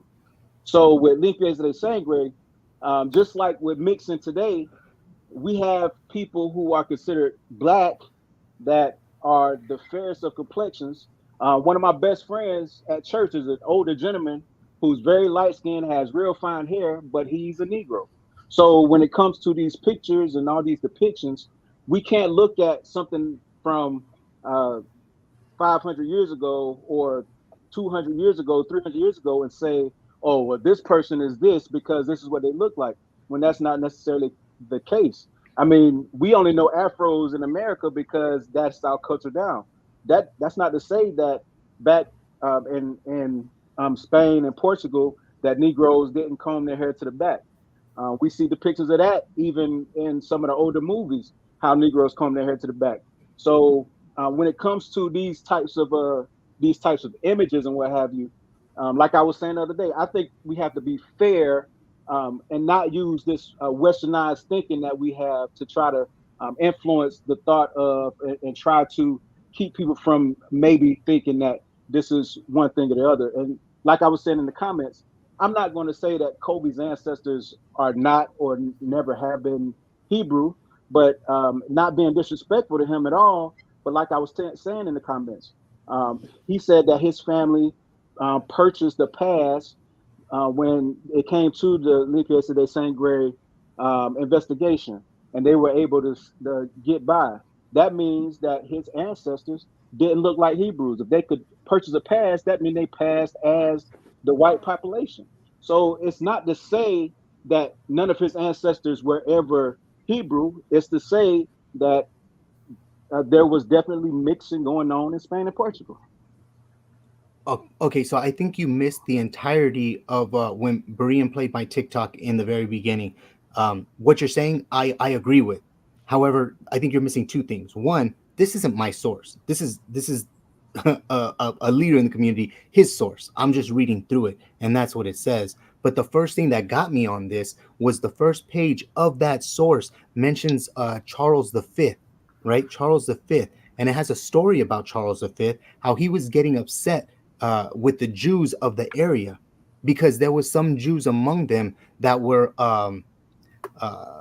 they were, in a sense, they were hoodwinking him. They were playing tricks on him, right? There was this one Jew in specific who got Charles V to believe he was the Jewish Messiah, right? So King Charles believed that. When he found out he wasn't the Jewish Messiah, he had him burned at the stake.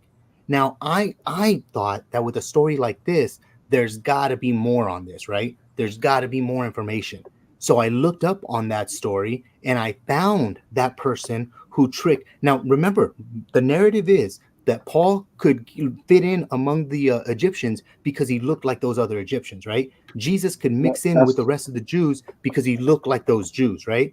So when this one Jew tricked Charles that he was the Jewish Messiah, it's because he looked like the rest of the Jews around there.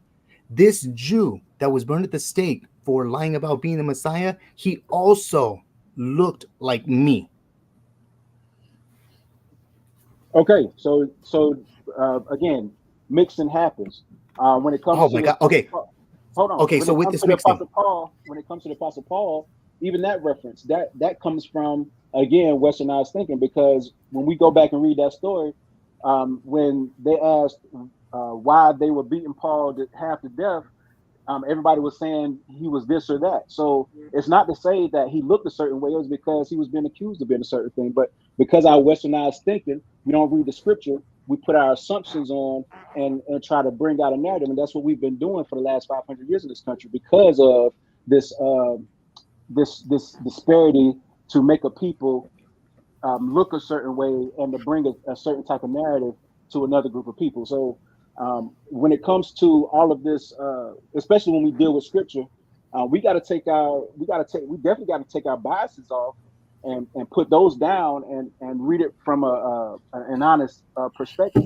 And I mean, and like, I don't claim to be a Hebrew Israelite, but I believe that our people definitely are Hebrews. Now, with that being the case, when it comes to reading the scripture, I have in the past, or back in the early days, considered some of the things that a lot of the Hebrew Israelite people say. But I have to be honest when doing that scriptural survey to say, wait a minute, that really doesn't line up. So let's look at this from the proper context. And that's how I got to the perspective that I am, especially when you start talking about the Hamites mixing with the Jews, and like we're talking about now, Spain and Portugal, what the Jews look like in Spain, and going back all the way to the 16th century. Then after the expulsion, again, to mention poignantly, after the expulsion of the Jews in 1492 to 1495, then we get to the 1500s, and now we start seeing Jews, and all of the pictures are showing a mixed class of Jews, when just a few years before, or a few years prior, these people were the outcasts of society, and there was a decree that was passed that said they would be slaves for perpetuity. So we got to be honest with this thing, I believe. I don't think that you're being honest though, because everything that we've read tonight have been from sources that people have said proves Black Jews, and it doesn't. Even with this whole thing, and I kind of want to get to this as well because you keep bringing it up, but the limpieza de sangre, right? I actually have the paper, the actual paper in Spanish calligraphy, showing how it's one of my great grandfathers who was given limpieza de sangre status because they bought it because of who his grandfather married. Right now, what I'm telling you is, I know for a fact the name of my great grandfather, 14 times removed, who was converted over to Catholicism from being Sephardic Jew, right? He was still Jewish, but now he's practicing Catholicism, married this girl who was in a wealthy family. Because of who he married, he was given special privilege. Whenever they were shipped off to Mexico so that they wouldn't kill him once he got there, he was given the limpieza de sangre status. There's pictures of them as well in my family. They look like the ones that I just showed you here. And this is something I think you're still not getting. This is not my source. We were told to read this to prove a Black Jew, and no one mentioned anything then about, well, they did mix though. They could have been white. How come now it's, well, they could have mixed, so they were probably Black? How is that fair? Tell me that, Well, please. okay, that I will gladly tell you. So first and foremost, even in our community now, we have people who are what they call "quote unquote" white passing.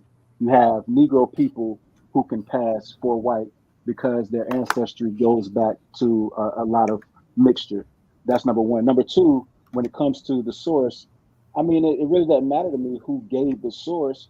People are wrong all the time. So Are you saying just Dante's wrong? Dante has been wrong. What do No, you I'm want me saying, to? is he wrong right now for giving us his source? Well, to prove your point, that this particular person was black, yes, he's wrong if that was the case. But I don't think that was the case. I think he gave the source to prove overall that the group was a Negro group. But Now, as they're far all white though. But they're all white. oh, If you go through based that on source based and if you go based on through a that few source, people, no, based on no, a no. few There's people, some of them, how their many family how is many still alive today. I'm how trying to many tell you, if you how go many through that source people? and you research the name of everybody they bring up, I've been researching the names of every single person they bring up in that book for the past 2 days. I have yet to find anybody who, in any rendition of their likeness or their family members who are still alive today, are any kind of close to what you would consider any form of black. Of course Any of them. not. But Kobe, let me ask you this question, because I mean I know, because I'm African American, black, quote unquote, whatever. Um, how many black people do you know who look like that picture that you showed? I got a few in my None. family. I got a few in my family, and I know that there are quite a few black people who can attest that are on this chat, even though there are a few of us who have That may be relatives. that Wait, hold that on, may calm be a down. valid Can I point, speak but for a how many second? white people do you know that Can I look speak? like that? Even Can I more. speak? Well, that's because of mixed. Come on, man. How is Let's there a be that's let's be honest. because? Why is it that when you're trying to make your point, then it's got to be exactly what you're saying, but when I'm trying to make a point, I can't even finish a sentence because you're trying to stop me from getting my words out. Because you Like, haven't read the source, you haven't researched any of the people, you don't know anything about how they came over to Mexico, you barely know about the limpieza de sangre. You're just talking and you really know nothing here. okay, so if I'm just talking, let me talk. How about that? Go for it, So, man. so when it comes to this, the way that you're trying to skew the thing, I'm not saying that there were not Hebrew people who look like the gentleman in that picture, because as I was just stating, I have people in my own family who look like the gentleman in that picture, and they are Negroes. I have close friends. One of my cousins had a daughter who is a Negro who was born with blonde hair and blue eyes, and she is a Negro, light skinned Negro woman now. So when it comes to these pictures and these renditions, we can't look at a picture that's over 200 years old and say, oh, for sure, this person could not have been Negro, because that's not how it works. I mean, we Moore and you have Ivory here, who talk about how the uh, philology doesn't mean that it's a certain type of ethnicity. So I mean, you can't be dishonest when it comes to looking at these things. Like I said, from a couple hundred years ago, and trying to say, well, for sure, this is what that is. Especially when you got a source that says all of these different communities in Africa are Jewish, and they have Jewish customs and Jewish rights. And then the source says that the Jews were more likely to be the ones who were tracked down to be made slaves. And then you go back and you see that there was a decree passed in 1492 that said that all Jews or all Hebrews would be slaves for perpetuity. And then think that 1492, 1501, Queen Isabella changed her mind about that and just started collecting Negroes. That's, I mean, it doesn't make reasonable sense, because we want to put our biased glasses on, because we want to adhere to these things that we've been told here in this American westernized existence. Now, I I'm not at all trying to say, like I said before, that you don't have ancestry that's Jewish. Not at all trying to say that. What I'm saying is there's the possibility that your ancestry could come from people who were Hebrew, that or Jewish, who were white passing. That's all I'm saying. Now, if you take that as offense, my apologies, but it's not meant to offend you. It's just the reality of how our society has been working for quite some time now. All right. So if we can't look at pictures and kind of rely on them, let me ask you this: were you one of the people that were shouting for joy when Putin released those paintings? No, because Hey, actually, can I? almost 10 years ago, I put up quite a few of those pictures on my Facebook page. I knew beforehand that there were a lot of black iconography coming out of European nations. So I mean, But there was no. how do we know those pictures aren't as fake as the ones that I'm showing you today? I'm actually really curious about the picture. We should look into it. Yeah, I did a little bit. I'll send Hey, you some stuff, man. I'll send you some stuff. Yeah. can I show something that I find kind of interesting that y'all might find interesting? Go for it. Marine, can you share my screen real quick? Yo, Marine. He steps away for a while. Man, Marine can't show my screen. Jordan, what do you want? The stuff that I be doing for y'all? Oh my goodness. But I can't lie. Sometimes Jordan, y'all be doing some stuff for me. Go ahead, stop bothering me now. Look, I want to show this. These are ancient arts that they found in Africa, West Africa. They called Afro-Portuguese ivory. So okay, let me see if I can enlarge this real quick.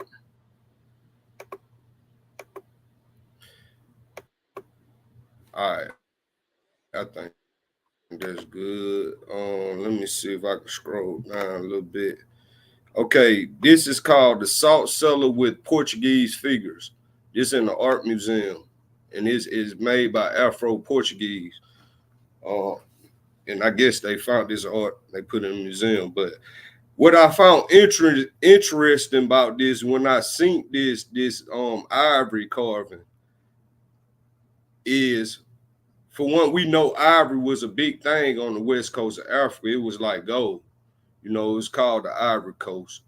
But we're not gonna go all off in there. But check this out. In these 10 pages while I was reading, I came across this. And I think Leo mentioned it earlier.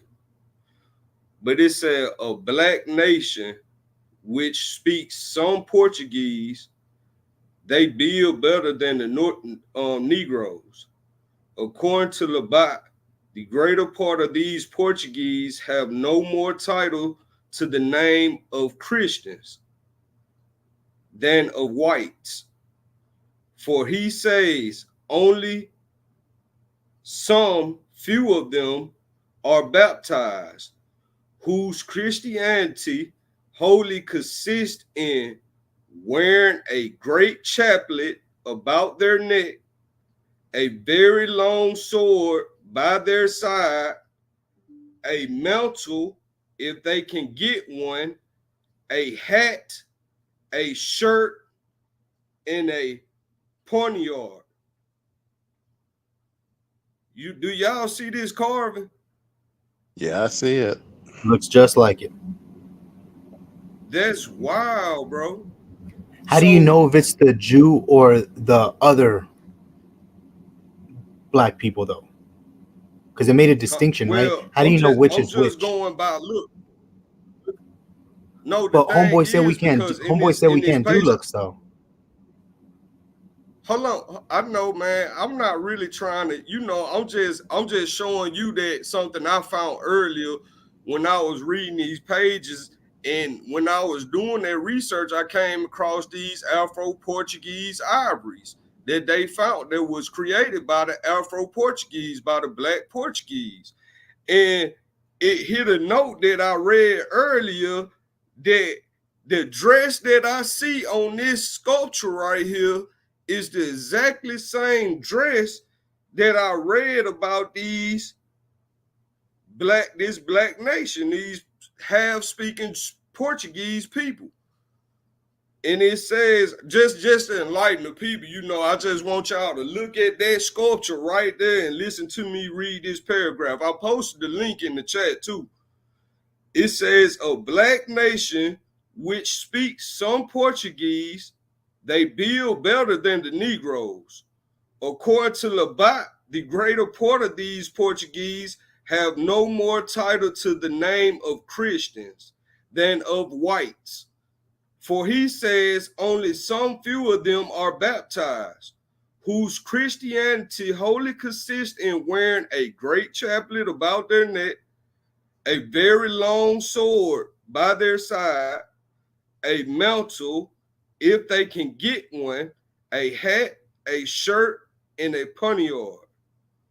They are very ignorant, prolific, abhorred by the real Christians, and despised by the Mohammedans, who look upon them as a people of no religion, because it is well known that they never pray, but when they are with the Morabbadis and never go to Christian church, but about business. However, they in business, they serve as factors of the river for the French.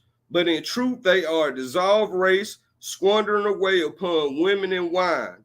Not only all they get themselves, but even what belongs to their employees. We shall conclude our account of them with a passage from the Mara, and it goes on. But I just found this sculpture interesting because it had the same exact dress as these people in this script that I'm reading from by Tudor Parfit. And I found like that's an amazing discovery for me. And I just Hey, wanted to see what y'all thought about that. I That's a agree pretty cool 100%. Like discovery. it described it like exactly, you know what I'm saying? My only thing was, and I might have missed it, I heard a whole lot of Christian in there, but did it say that this was Jewish or just Christian? No, these black Portuguese, these who seen as Jews, like you have to read the whole 10-page article, Kobe. I posted in the chat. I'll post Oh it man, yeah, again. let me go. Yeah. Let me get that. But they was Christians, but they didn't practice like other Christians. So people seen them as a people with no religion. But if you go on to read in the 10 pages, it would tell you that they were new Christians. Like they were converted Jews, black Jews, like so. Can you put in the private chat in the back here? Yeah, I can. It's Yo, already in there. It's called Diaspora, Homelands and Diaspora. You just click on that. You Hannah might just Adams. type in a search. Hannah Huh? Adams' book is also where you find the King's Fountain, where it talks about the Red Cross that's on the New Christians, and you can look at the King's Fountain picture, and you'll see kind of like a description of what they did to New Christians from Hannah Adams' book on that picture. The King's yeah, Fountain. There's a man riding but that horse. yeah, that Adams book is the one that talks about these people though that were like all my color. Oh yeah, I don't That's what I was reading from. I don't yeah. I'm know about that. actually interested in that because just like I was mentioning earlier about the Duke of Nottingham, and Hmm. his description, according to the paragraph, didn't match the picture description of him, and so Yeah. I would just have to look into it to Yeah, look more I into it. recommend you do. Like I said, I've been going through that book for like 2 days now. I'm getting super bored of it because I really thought that I would find at least one even shade of black Jew something. And the I closest can I read got share my screen was one more time. it was the Indian Jews where they had the black Jews, the white Jews, and the brown Jews. And even those black Jews aren't black Jews. They're Bin Laden Jews. So yeah, I mean, like I said, I've been going through it. I'm trying to find them, but every time I try to get away, the white man pulls me back in. That's all I see. Hey, can I ask a question Hey, though? For Kareem, hey, a share real my honest screen question. one more time for me, bro. One more time, and I'm Um, done with the share screen. Yeah, how we I'm probably done too, man. I gotta work in the morning. Hey, how we get to hey, this reviewing documents when I remember when I first came to Berean TV, when somebody put up a picture, the first thing that would get yelled out is going off of lookership. But when we're talking about these things, although the words and the pictures um, are not congruent, we're still getting this we're still getting told to look at the pictures when 4 years ago we were told that we couldn't look at pictures to determine who Jews were and who Israelites were. But I mean, it's funny how times change and how things turn around when certain people want to make their point over the next person. That, I mean, to me, it's crazy. But No, yeah, let me help when you we, out. but hold on, but to go real quickly over this thing, when we talk about the Jews mixing with Hamites, the scripture plainly tell us who the Hamites are. It tells us their inhabitations. It tells us their nations, their tribes, and their tongues. But we still refuse to believe what the scriptures say because of what we've always heard. And that just Brother Brew, we're gonna talk to you later. me. We're not dealing with scripture right now. We're dealing with the sources Yeah, that was he keeps presented bringing. to us from So, Dante. I'm so gonna check go with this out. That's what we're dealing Check, with right now. I don't know why you Bible thumpers can't put the Bible down for one moment and deal with the information that y'all masters gave us. what Leaders he's in Israel gave us, and we're examining it, and y'all running the scripture now. Well, I scripture off the table, but like I said, All right, y'all, we getting ready. so All right, come on. And what's yeah. the name going to say something? All right, appreciate your second Exodus. Hebrew Israel got to say something. Everybody else spoke. I'm shutting it down now. Go ahead. Anybody? Go ahead, Firm and Charity. Y'all go ahead. Let me start shutting this down. Other people got to talk already. No, I don't. I don't really have much to say. It's just it seems like a lot of folks were kind of going at Covey and kept on wanting to say that his ancestors are converts. I heard that quite a bit tonight. There's a really strong emphasis on saying that he And descends. I'm the only one with any kind of proof.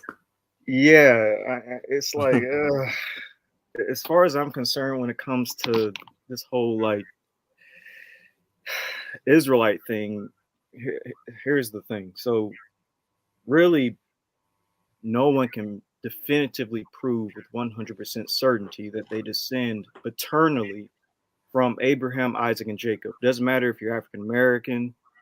Doesn't matter if you're Filipino. It doesn't matter if you're Amazigh or Coptic or Jewish or Iraqi, Central Asian, Turkic, whatever. It doesn't matter who you are. Somebody's No saying one his can. ancestors were converts. That's not even debatable.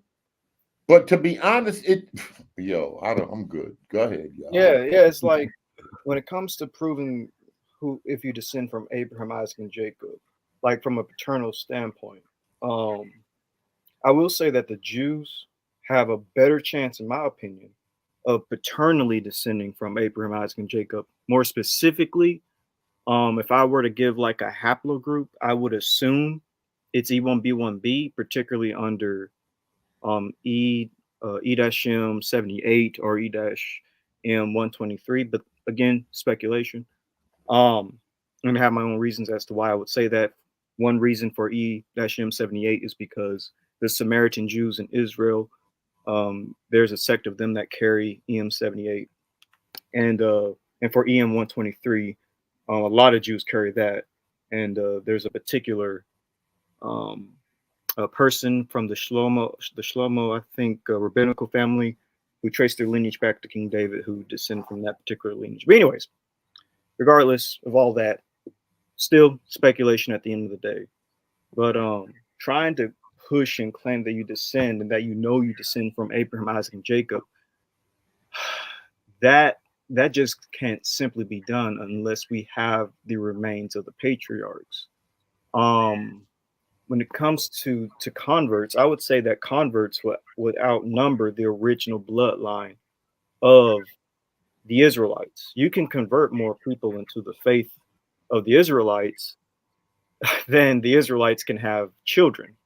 And keep in mind, the converts themselves are going to have children too. So you're going to have a lot more people coming in rather than the natural bloodline, giving birth to other. They hate the converts and they hate the light-skinned brethren. That's Yeah, all it is. and it's weird that they hate converts because, like Kobe was saying earlier, the Israelites left out of Egypt with a mixed multitude. So you already right there have a ton of other lineages coming into Israel. And we know that according to ancient Egyptian remains that we find, you have E1B1B, you have haplogroup J1, J2, R1B, G2A, and things of that nature. And in the Levant, when it comes to ancient Canaanite remains, as well as an Israelite remain that we find. There actually is an Israelite remain that's been tested. He was J2. And the Canaanite remains are J1 and J2 and E1, B1b and stuff like that. Those are the same haplogroups that modern day Jewish people carry, as well as other human populations in the Mana population, Middle Eastern North Africa region. So the Israelites are going to be a mixture of various different lineages. Essentially, the Israelites are really just a mixture of Gentiles, of Goyim, that joined the congregation of the Lord, the congregation of Israel. And there's nothing wrong with that, because it makes sense from just a logical standpoint that you're going to have more converts in a religion compared to the originators of said religion. Like you can use Islam and everything else. Thank you. Exactly. I was Thank going to you. use Islam as an example. Like, you have, like, most Muslims don't claim to descend paternally from Direct, come on. Muhammad. You might have a few that claim it, but for the most part, when it comes to the actual lineage of Muhammad and his descendants, like, you have far more Muslims that are converted to Islam than you have like actual bloodline descendants of Muhammad. So I don't know, folks fighting and trying to claim the whole, like, I'm a paternal descendant of Jacob is kind of weird. And when it comes to African Americans, again, I'm not saying that they can't descend from Jews or ancient Israelites, or that they can't have Jewish ancestry or ancient Israelite ancestry. I'm not saying that. But one thing I do think is a bit strange, or that needs to be sort of understood, is we're kind of overlooking a lot of Western Central African populations, like the Igbo and the Yoruba and the Fulani and the Hausa and the Mandinka and the Soninke and the Ashanti and the Akan and people like that. And it's like a lot of African Americans, if you want to go off like the truth of the matter and the genetic background of many African Americans, like, they do descend from like Western Central Africans. So it's kind of, and by the way, I'm not saying that you can't have any Israelites that carried, Y chromosomes or mtDNA chromosomes or autosomes that were from Africa, whether it's Western or Central and things of that nature. I'm not saying that Israelites couldn't have that, because, like I said earlier, the Israelites are a mixture of different ethnic groups. I think there was many quote unquote sub-Saharan African lineages among the Israelites. But I think another thing to also keep in mind is, I think we need to have an understanding or accept the possibility of, what if you're not an Israelite? And I feel like folks need to, this is my personal opinion, I feel like folks need to kind of think about that and reflect on the possibility of, what if you're just, you're not a descendant of an Israelite, whether it's a convert or Jacob. And also, I think it's pretty good and healthy to have, a thought process and kind of contemplate with the idea of, what if you are a convert, if your ancestors were converts and not the paternal lineage. I think those two things are something, or are exercise that people should kind of think about. What if you're not from Jacob, or what if you're just a straight up convert, or you're not an Israelite at all, you're just a Western Central African. One thing I would like to know, though, Berean, and I think this would be an interesting show to do.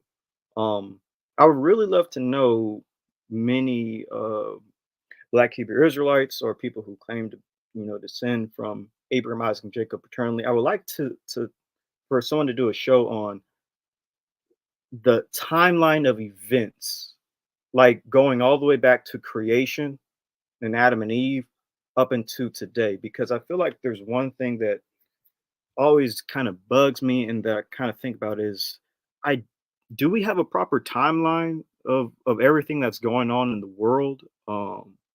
Because that can also help us understand the origins of West Africans. If we understand the timeline, like where these people descend from biblically, and understanding where human populations are migrating to and migrating from, because obviously when we're dealing with haplogroups, we're dealing with migration patterns. Like, where does E1B1A originate? Does it really make sense for Abraham, Isaac, and Jacob to carry haplogroup E1B1A or E1B1B? How old do people think the Earth is? Because we do have to understand, like, the age of the Earth concept. Like, is the Earth 6,000 years old, or is it older than that? You know, I think it'll be interesting to kind of just understand people's timeline. Like, when was the Exodus? Was it in the 18th dynasty, the 12th dynasty? When did Abraham live? When did these events happen? You know, in the Bible. Because I spoke to some people, Bible believers, and they have some strange concepts when it comes to time. Like the flood occurring in 500 BC, which was around the time that Assyria was an empire. So it's like, it's a little weird. Some conflict in history right there, but I don't know. Let me just give my final thoughts before you end the show. I don't know if people agree or disagree, but yeah, those are my. Agree. I think one thing to map out in time, because I was reading the Social Jordan, is really like Jews in West Africa and the time frame and where they went to, and really how many, what was the population size. Mhm. I think that'd be good to map, like with a heat map, and just see the population density. Mhm. No, I agree with that. Because yeah, a lot of people are harping on this whole Spanish Portuguese population, and around the time of the medieval period, and it's like, yeah, we do have like these Spanish Portuguese Jews, but we also have like Yoruba and Igbo and Ashanti and Akan and Hausa and Fulani and all these other like indigenous West African populations that's been there for thousands of years that African Americans happen to kind of connect to. So it's like we're moving over here to this small Iberian population of Jews, whereas we have like this large population of West Africans. It's and again, I'm not saying that it's impossible for African Americans to have Jewish ancestry. I'm not saying that. I'm not saying that there wasn't Jews in West Africa. Again, I want to make that clear, but we should also look into other possibilities, look into West African populations and things of that nature, you know. And we definitely got to look into genetics. Like, honestly, just being real, this entire conversation can be put to bed if we look into genetics and history, um, and things of that nature. But yeah, we gotta we really technically can't do the whole lookership thing. We gotta dig into the science.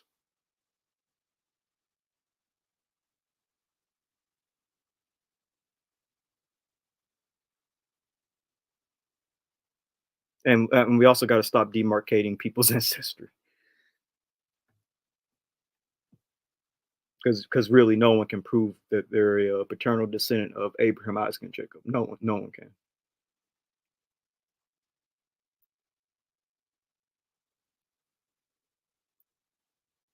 Yeah, those are my thoughts, I guess.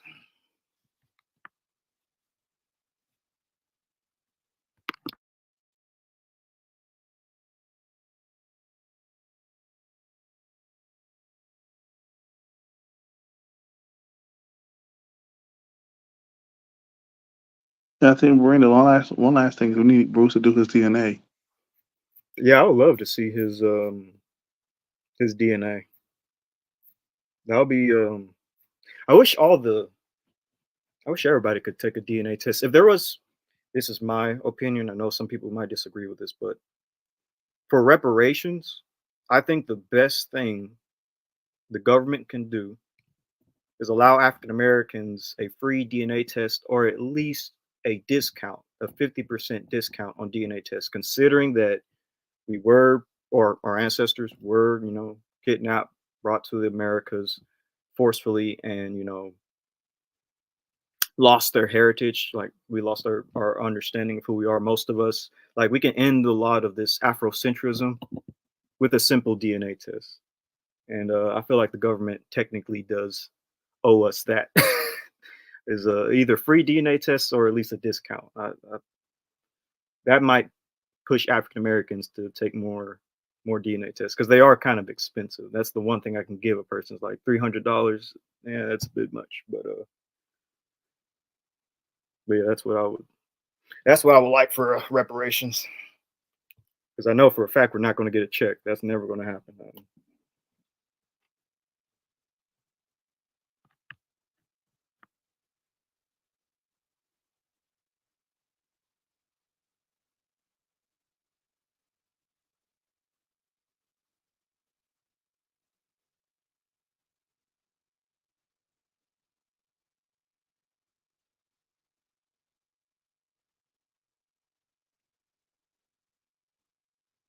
What sparked this live, by the way, tonight, Dunamis? Black Jews. That's an interesting title with a question mark.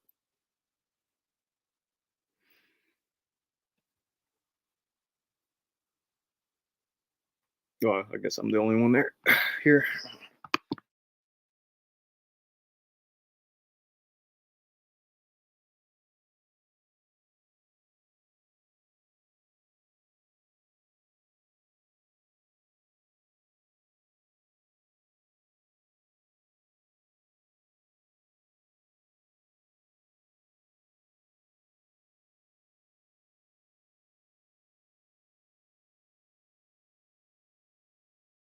But Avery, this might be more or a boost category.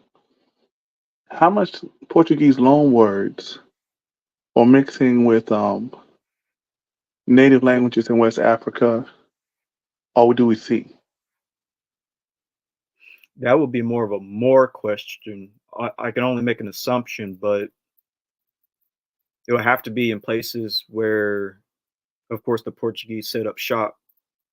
So places like, I guess, Angola and places like that. But that's more of a more question. I don't particularly get into the Black Portuguese and Jewish argument. Frankly, I hate to say this, but I actually despise that argument personally. But yeah, you have to ask him that. I take a different route with the whole Okay. Israel. Like I see the artwork up. So I wonder how much Jewish, Portuguese, Afro artwork do we really have? Like Stars of David, things of that sort. Yeah, Stars of David and all that. I think I've seen some stuff in West Africa, like some coins and whatnot, but yeah, it's not like prevalent. Definitely not prevalent. You'll find most of from my research, you'll find most of your Jews in Africa, like if we're talking about the Western part, it'll be mostly like the Sahel region, which will be like Mauritania and Mali and things of that nature, because there was a lot of contact. There was like a lot of Muslims and Jews traveling to certain places like Timbuktu and whatnot. There's definitely evidence of like Muslims and Jews in like the Sahel area, but it's not like it was just one phenotype. It's not like they all looked, I don't know, Nigerian or Kenyan. Like you definitely had white looking Jews in the Sahel of West Africa, and you had black looking Jews in the Sahel of West Africa. But like, for instance, if you look online, this is very simple. There's like a white looking Jewish rabbi, in the Sahel of West Africa. I would show you.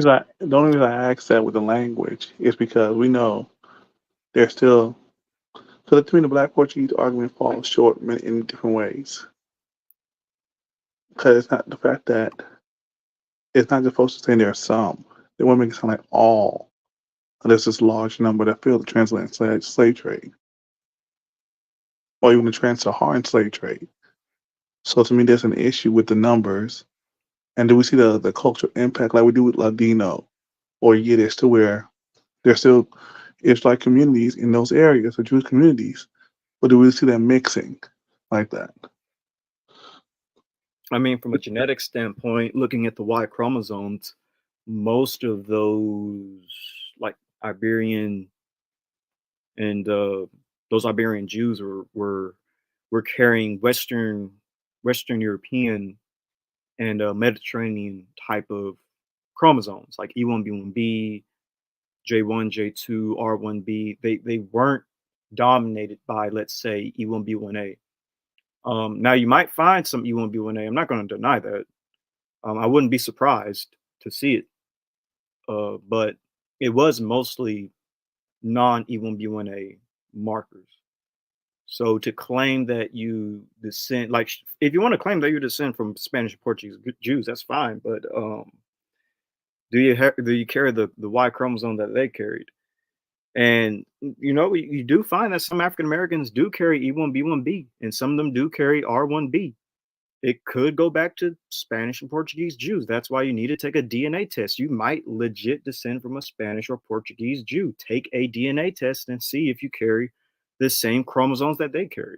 You might be a R1B, and looking at it, you might assume that, oh, I'm Western European, but you could have like the specific R1B branch that's Sephardic specific, that's specifically found in Spanish and Portuguese Jews. Like, don't be afraid of DNA tests. Just go ahead and take it, and you might be surprised at what you find. What about mitochondrial? Are they is there mitochondrial DNA that can go back to the expulsion? All right, so mitochondrially, just like in terms of Y chromosomes for African Americans, it's very diverse, but most African Americans carry L lineages in terms of their mtDNA. The Spanish and Portuguese Jews, you can find L among them. You do have L specific subclades of L found among both Ashkenazi and Sephardic Jews. And again, I'm going to reiterate this. That's why you should take a DNA test. You might have one of those rare L's that the Ashkenazi and Sephardic Jews carry. That's among their population. That's specific to them. And also, obviously, Ashkenazi and Sephardic Jews carry many Western Eurasian L lineages, like U and H and K. And you do find African American women and men who carry West Eurasian mtDNA, like K and H and U. There's actually a paper that deals with slave remains, and they found Western Eurasian markers among the slave population. So hey, you might descend from Spanish and Portuguese Jews. You might carry K, look straight up like Wesley Snipes or Oprah Winfrey, but you carry a K marker, and you go back to like Western European women. And it could be Jewish or it could be just straight up European. Who knows? But like I always say, take a DNA test. You might be surprised at what you might find.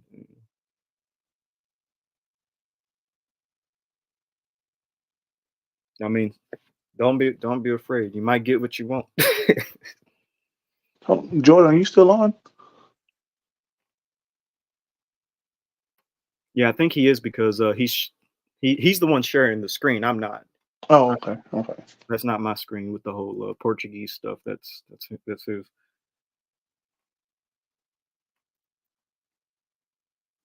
Oh, I meant to ask you, Erie, with the hook nose, Mm-hmm. with that physical feature, who's that more reminiscent of? Good question. I actually did a video on this. Basically the Armenoid phenotype, and that's pretty indigenous to the Middle East. The Armenoid phenotype, which is basically a round head and a hooked nose, it's typically found in the northern Near Eastern region. It seems to have originated in the northern Near East, where you do find a lot of high mountainous areas. So the northern Near East, I'm specifically talking about like the Southern Caucasus, Armenia, Azerbaijan, Georgia, places like that, where you do find a lot of people with that hook nose. A lot of people typically attribute the hook nose to Jews and Arabs, but it's found heavily among like legit Caucasian peoples, like Armenians and people like that. But also that nose and that facial structure, I guess you can say, definitely made its way into the Mediterranean as well. A lot of people probably don't realize this or think about it, but the Roman nose is pretty hooked as well. So yeah, that nose is definitely Mediterranean and definitely Middle Eastern, thousands of years ago, might I add. The Canaanites actually had, like, if you look at their artwork, and they had hook noses. you know. So, So yeah, go ahead.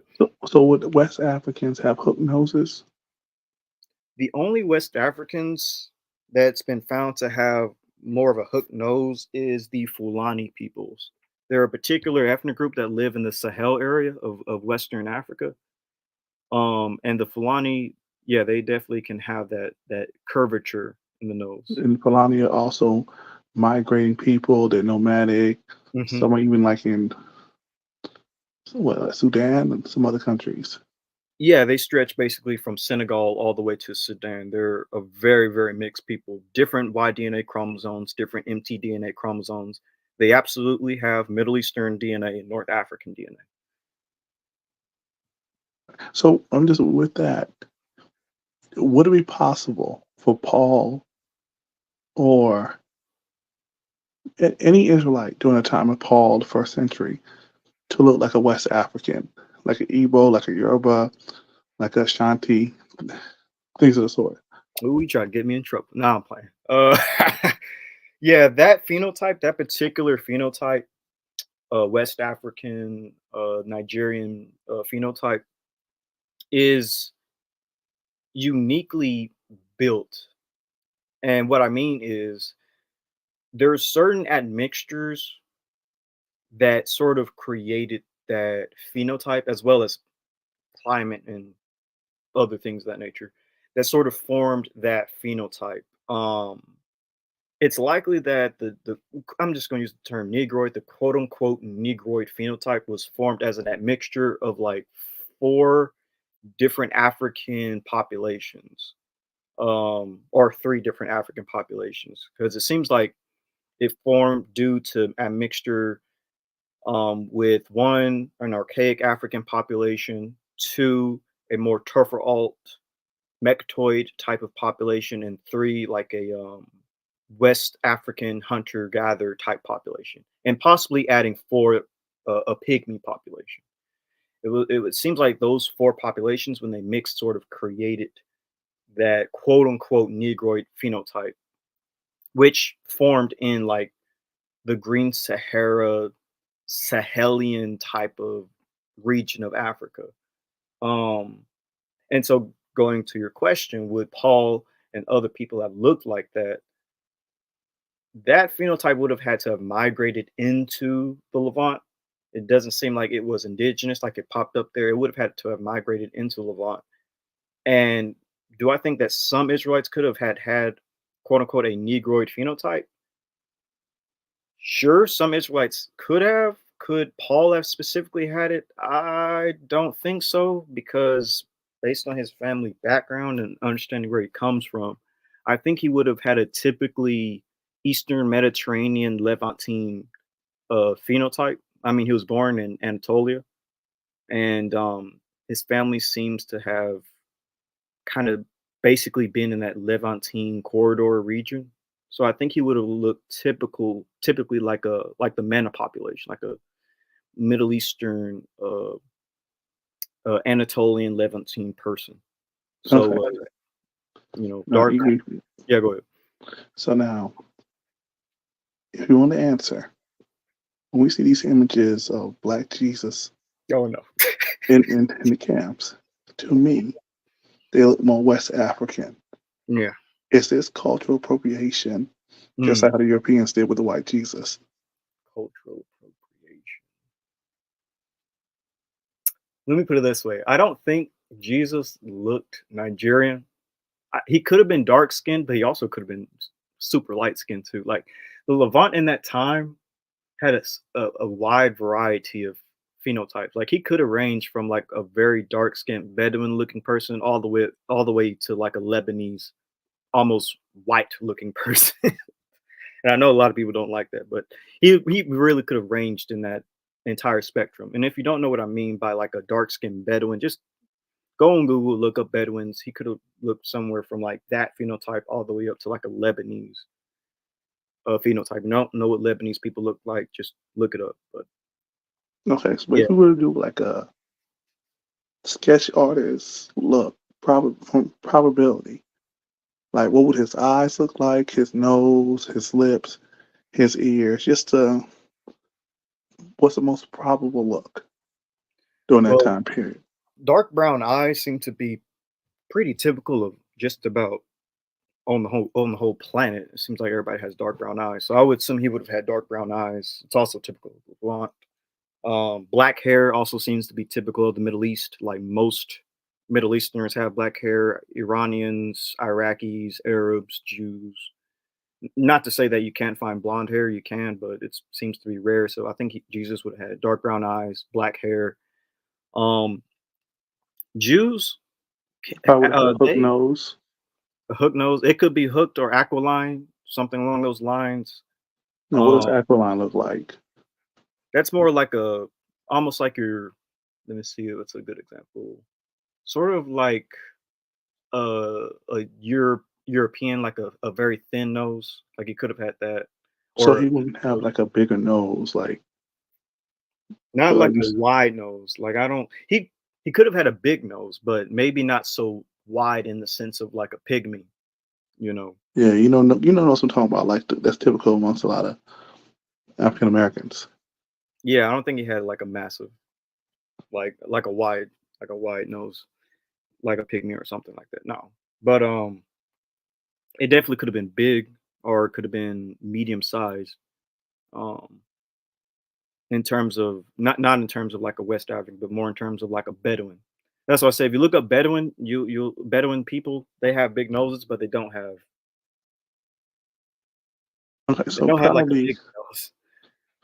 so he probably would look the closest, like going down south past the Levant, maybe Ethiopian. Probably some of the closest better representation of him than what we see a lot of times with more West Africans.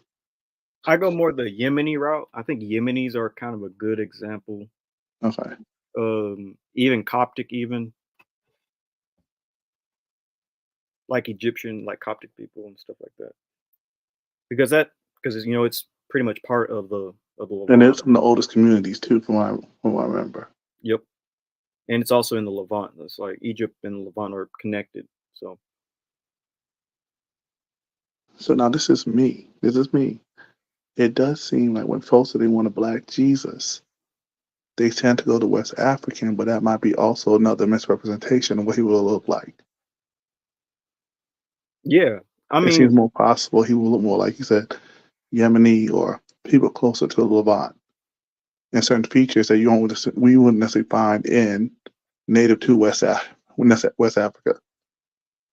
yeah, I mean, I have no issue with him looking Yemeni. I think a lot of people need to look up Middle Eastern populations because I think we have in this mind that all Middle Easterners look. I don't know. I don't know what people think they look like, but a lot of Middle Easterners are pretty dark. Like, actually travel to the Middle East. Like, you can find a lot of dark skinned Arabs and Bedouins and Middle Eastern people, which makes sense because a lot of Middle Easterners, particularly in Arabia, descend from the Natufians or have Natufian genetics, and the Natufians themselves were like a dark brown skin tone, and many of those Middle Easterners still carry those genes, and so they still remain dark skinned. Like Yemeni people, a lot of them carry haplogroup J, but they carry high amounts of Natufian ancestry, and they can range from like super dark brown to like a medium brown skin tone. And Jesus could have easily looked like a dark skinned Yemeni or dark skinned Bedouin. Like if you want him to be dark skinned, if that's something you desperately want, I would go the Bedouin Yemeni route. I wouldn't Yeah, go the Mandinka route. Like I don't think he looked like a Mandinka. I'm with you. So then with it, because I see someone saying with the Egyptians, would the Egyptians, granted there's multiple dynasties, would Egypt's not my bag. Would ancient Kemet look like West Africans? Ancient Egypt had like a wide variety of phenotypes. Like Okay. Eurasian populations have been in Egypt since. I know some people are probably going to push back against this, but in terms of using scholarly data when it comes to the age of the earth and things of that nature, Egypt, the area of Egypt, like the landmass that will one day be called Egypt, Eurasians have been in that area of the world since like 40,000. Oh, excuse me. 40,000 years ago. Like they've been there for a long time. Eurasian peoples. And then in terms of like when it comes to skin tone, we know that light skin formed 8,000 to like 6,000 years ago, or 10,000 to 6,000 years ago, something like that. And you did have Eurasians around that time when light skin formed migrate into Egypt 10,000 to like 6,000 years ago. You can find actually a lot of ancient northern African populations that are straight up white, white skinned. And so Egypt also would have had white skinned populations or olive skinned people there. Again, this isn't denying that there would have been dark skinned people in Egypt. There 100% would have been dark skinned folks in Egypt. And don't think that I'm not saying that. But there also would have been light skinned people. Well, not just even skin color. What I'm thinking about is more so even like Nubians, like Ball doesn't look like Giannis. Even with the skin stain, you can still see certain features that are just different. Yeah, the Right. Nubians seem to have been a bit more. I'm gonna say nilotic. I'll use that term. They were a bit more nilotic in phenotype, and the Egyptians were more, for lack of a better word, aquiline. I'll say that. I'm not gonna say the C word because people you think they're white. Yeah, I'm with you, and that's why it's like because when you do like Ethiopians, Eritreans, they call themselves Haberdashans, so they don't even consider themselves like other Africans, if I'm not mistaken. And you can tell the difference between the Ethiopian and a West African easily. Yeah, they have East Africa has a high. I mean, it's right there near Arabia, and it has a very high amount of Eurasian admixture with like Arabs and Arabians and people of that nature. So they're going to be more phenotypically closer to West Eurasians because they have such a high amount of West Eurasian gene flow versus West Africans who have a very minor amount of West Eurasian gene flow. They do have it, but it's minor. Yeah, typically West Africans. Yeah, go ahead. Even Northern Africans, Moroccans, and that kind of stuff.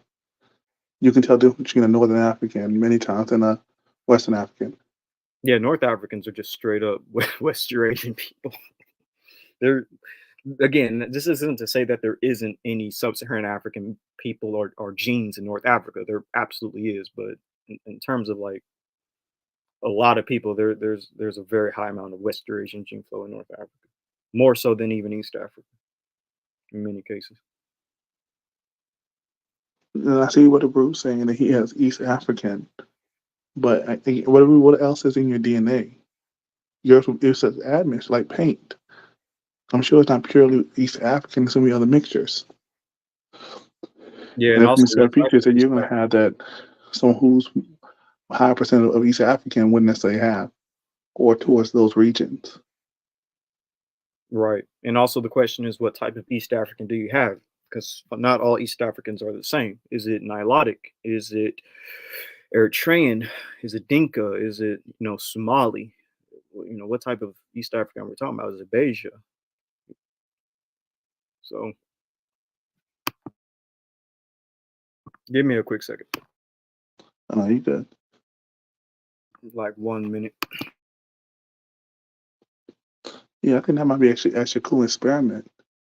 Using like a AI or something to see what from probability would it look like for Israelites in the first century or over a period of time, which was migration patterns and population densities, and then DNA.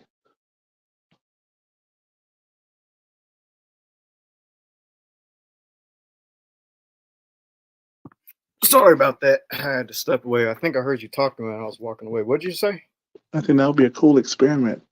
Use like probability to see what Jesus and the Israelites during different time periods will look like in terms of population density, genetic markers, things of the sort. Oh yeah, I plan on kind of doing something like that. Like a complete sketchbook to see, that kind of thing. Yeah, I plan on doing something along those lines. And I mean, I can just go ahead and tell you the conclusion right now. It's a variety of different phenotypes and a variety of different lineages. It's not going to be one particular haplogroup or one particular phenotype. It's going to be a mixture. I mean, heck, look at modern day Palestinians and Israelis. Like, they all don't look the same. They have different phenotypes. Some Israelis are very tanned and dark, and some Israelis are very light, almost white. You know, same with Palestinians. Some are very, very dark. Some are very, very light. You know. And also dealing with the Israelis, the migration, like the Moroccan Jews in mass left Morocco to Aliyah back to Israel. So a lot of populations that just moved back. Yep.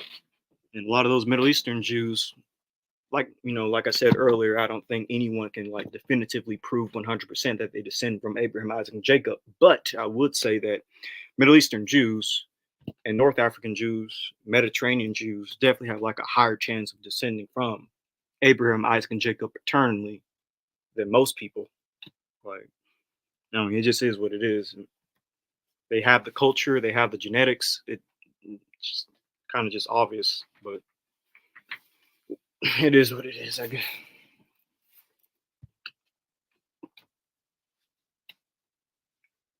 Like I said, genetics can really end this whole debate over who is an Israelite. Because ultimately, I keep repeating myself, but ultimately no one can prove they paternally descend from Abraham, Isaac, and Jacob. Like, if you look at the haplogroups and when they formed, like, it's impossible, bro. Like, these haplogroups and many of their subclades predate Abraham, Isaac, and Jacob. So you have to descend from a very, very specific branch of, let's say, under haplogroup E. And let's say you choose E1B1B. But E1B1B is like over 40,000 years old. So now you have to choose a specific subclade under E1B1B. So let's say you choose EM78 or EM123. You got to figure out under which subclade under those clades that Abraham could be, because even those branches are very old. They're like either 30,000 to 20,000 years old, something like that. Don't quote me, by the way. I'm going off the top of my head, but yeah, trying to prove you descend from Abraham, Isaac, and Jacob is impossible, based just on the time of it, of their existence. Like Abraham being a man from the Middle Bronze Age in the Levant, in the Middle East, and you claiming to descend from this Middle Bronze Age man, in which many haplogroups already exist. You have to find which subclade of a branch of the haplogroup that he specifically descends from, and you got to make sure you're not a descendant of an Edomite or an Ishmaelite or a Moabite or Ammonite or all the other ites. Like, that is an incredibly difficult task that is frankly impossible. And again, this doesn't disprove DNA or make DNA bad. It actually helps understand who people descend from. But it's not going to help you prove Abraham, Isaac, and Jacob, simply because of the fact that and too, it's and also too, yeah, if we want a proper representation of Jesus, we can't just say, "Oh, he black," and then pick just whatever, because there are many Africans. No, he don't look nothing like us. Yeah, the whole black thing. Yeah, we got to stop with the. We got to really understand these phenotypes and these terms that we use and stuff like that. And when these phenotypes form and how they form and things of that nature. I gotta get ready to go here in a minute. Yeah, man. Same here. I would love to pick this up probably tomorrow if y'all are live. I don't know. I don't know what the live is going to be about. I might jump on or I might not. I don't know. I'm not sure, but yeah, it's good talking to you, Ibri. Yeah, it's good talking to you too, man. Peace. All right, peace, shalom.